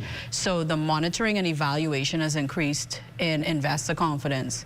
The Bahamas is unique in its makeup as an archipelago, and because of that we have 700 islands and keys that are beautiful, pristine, and ripe for foreign direct investments into our shores. So it's easy for us to promote our jurisdiction as a premier jurisdiction. We have put checks and balances in place as it relates to facilitation. So that's probably the biggest thing that we are proud of today to have accomplished, creating the ease of doing business. So we're not just talking about the ease of doing business as sexy language anymore. We're making it a real thing.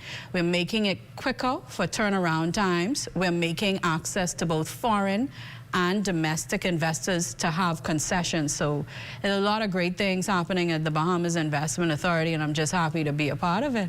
I'm glad you talked about it, about doing the ease of doing business, because that has been what marred us for so many years. People said, oh, it's so difficult to do business in the Bahamas. And how important was it to address that issue before you were able to go out there and attract the billions? It was the key thing to attracting the billions of dollars of investments. But it was the public that we attribute that to, because we really got started with the boots to the ground and going to public and consulting them on what are the impediments, what frustrates you when you come to the Bahamas Investment Authority. You have to have broad shoulders in order to understand and really help and create an ease of doing business in our country. One of the things we talked about many times in this show is getting a lot of these foreign investors who are wealthy and going to make millions and billions of our country. How do we get them to inject back into the country and do well? Is there an opportunity in formulating heads of agreements and contract agreements to be able to say, okay, you know, we're going to require you to do X, Y, Z to help boost the island that you're going to be putting your project on? They have some needs. And so this percentage of your earning ought to go and help them. Yeah, well, there are a number of different components that come into the negotiations of a heads of agreement. So we don't just sign. What you see on television with us signing is months and months of work and firm negotiations on behalf of the Bahamian people from our part. What we do is we look at the national investment policy. We assess the capacity locally to deliver on certain items, certain components of foreign direct investments, depending on the sector that the investment represents. And then we make sure that we continue to restrict those industries so that our domestic investors, our entrepreneurs, are able to benefit. And of course, first, those entrepreneurs that are currently on the islands in which the investment is proposed for. We don't often hear about them. Are those businesses and entrepreneurs taking advantage of investment opportunities? Yes, and they do come to the Bahamas Investment Authority, and they do let us know what their capacity is, and we do our research. We hold meetings, even with not just new investments, but current investments through our aftercare unit. When we see opportunities that exist on the island, you know, things change and things evolve over the years. And so we do our research on the individual islands, and we talk to the people and get an assessment over the years, what has been the increased capacity. So we have a fair understanding of what we can give back to the community, or what investors can give back to the community.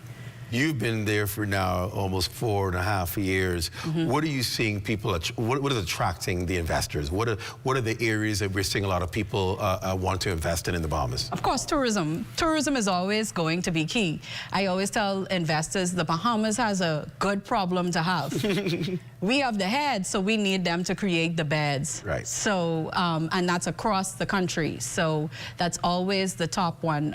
In terms of our promotional strategy, I would like to see personally more investment in agriculture, industrial sector, those types of areas, the maritime industry. Those are the industries that we need to see more investment in, but not just investment from foreign investors, but joint ventures where they empower Bahamians. So working with those that have the capacity on the ground and creating opportunities, real opportunities that the country can benefit from. Have you made that something that you've actually asked investors? For example, an investor comes to you and say, we want to do X, Y, Z. Do you say, okay, this looks good, but we're going to need you to find a local partner and partner with them because we want to ensure that we're able to build continuity among our entrepreneurs? Definitely. Definitely. Wow. Yeah, we have to. And people actually do that? Yes, they do. They do. We have had applications refused where we see... Really? Yes. Where we see the local capacity to do so, we would refuse, or if there is an opportunity to joint venture. If there's an application where there's a Bahamian with the financial ability as well as the technical ability to do the project, then we would want that Bahamian to have the first opportunity to do so. So why not empower that Bahamian? You don't need me for that. We hear people talk about concessions that foreigners get when they do that. Are those concessions available as well for domestic investors? All concessions that are available to Bahamians are available to foreigners alike. You would have seen that we would have recently signed a heads of agreement with Pleasure Play, Sea Sun Limited, and that was 100% Bahamian. So that's a prime example of a Bahamian being afforded the same concessions and opportunities to kickstart a foreign investment that is going to create hundreds of jobs for Bahamians. We're consistently talking about heads and beds. What is the investment authority looking for? The more suite style mom and pop bed and breakfast, or the small resort versus the big Las Vegas style hotels like the Atlantis and the Bahama? Is that more what we're looking to do throughout the archipelago? Well, that answer varies based on the island, right? So what we do is we work with the Ministry of Tourism and get an idea of what they also have their promotional campaign, and so we work with them to find out exactly what are the needs, what do they need. They have a lot of statistical data that we benefit from to understand the products that are required based on island. Are we getting investments throughout the Family Islands, or is it primarily the main islands? what do you call the main islands? All islands New Providence, Grand Bahama. All islands are made to me. Yeah. Well, that's a good point. I'm glad you said that. I'm glad you said that. But I'm talking about the more populated islands like New Providence. Are people still attracted to them, or people looking for those islands who may not have that kind of population and still saying, yeah, because of that spot, I want to put my investment there? Well, between 2021 and present day, I would say that the family of islands have been a little more popular. Really? Yeah. When you look at the amount of projects. So from 2021 to present, there have been a total of about 140 to 142 projects that have been processed through the authority, which is huge. That equates to about 10 to 11 billion dollars worth of investments to our shores. Most of them have been on the islands of Exuma and Eleuthera. So we've seen a major inflow on those islands in comparison to the Grand Bahama and the New Providence. Now, each island, like I would have indicated, as it has a different culture, has a different attraction for foreign direct investments. I want to talk about, in the 5 minutes that we have left, obviously, we've seen this figure. What does that figure mean, and how does that translate into our economy and the success and the boost of our economy? We say 1.7 billion in investments. How does that translate into everyday language for Bahamians? What does that mean for our economy? Well, let me start by saying, before I answer that gone are the days that we say that foreign direct investments translates into jobs for Bahamians. We're not doing that anymore. Okay, we're not doing that anymore. So it translates into contracts. Domestic opportunities, entrepreneurship, subcontracts, whether it's in the construction phase, whether it's in the food and beverage phase, whether it's in retail facilities, all of those things, we demand that they are reserved for Bahamians. So these projects actually create opportunities for Bahamians to go into business. And again, that translates to everybody every day. My final question is simply this. Tell us, what does it look like for the future for the Bahamas this year, next year? What are we looking at? We are looking at a bright future. You look at a Bahamas Investment Authority today that is focused on efficiency in processing of applications, which will translate into more opportunities for Bahamians, as I would have previously indicated. You would look at a firm monitoring and evaluation in an aftercare unit that will make sure that Bahamians continue to maximize on the opportunity. You're looking at more revenue generated. We're also looking at the efficiency of the return that we get from taxation of foreign direct investment into our country. So that's what the future looks like. All right, looks like some good news is on the way. Anything in the pipeline that you want to project is going to be pretty interesting for the country? Watch and see. More beds, of course, for heads. We're seeing more interest in other sectors, which I'm proud of. We're hoping to see more investments to islands such as Grand Bahama that much needed. Yeah, Grand Bahama, we got you in the pipeline. There's a strong focus on a number of different industrial-related, hotel-related projects for the island of Grand Bahama. And then we're looking at the southern islands as well. We haven't forgotten them to see what they have to offer. There has been some expression of interest there, so we're going to see what's feasible and in the best interest of the Bahamian people at all times. All right, we'll be watching close. Felicia Wood-Tyler, Director of Investments, thank you for coming on. Thank you for having me. And that does it for the rundown. Be sure to stay locked on the ZNS network for the Bahamas tonight at 11. It's the absolute final newscast in the country with the latest news and information with Royston Jones. He's over there getting ready for the 11 o'clock news. For all of us here at ZNS, I'm Clint Watson. Thanks so much for joining us. Have a good night, everyone.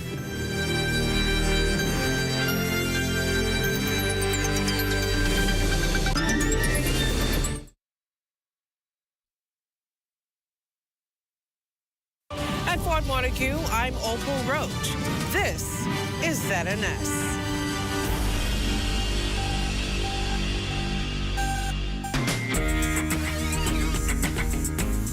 You and Your Money is brought to you by the Ministry for Grand Bahama, the Deposit Insurance Corporation, Bahamas Air, and FOCO. At the recently held 26th Annual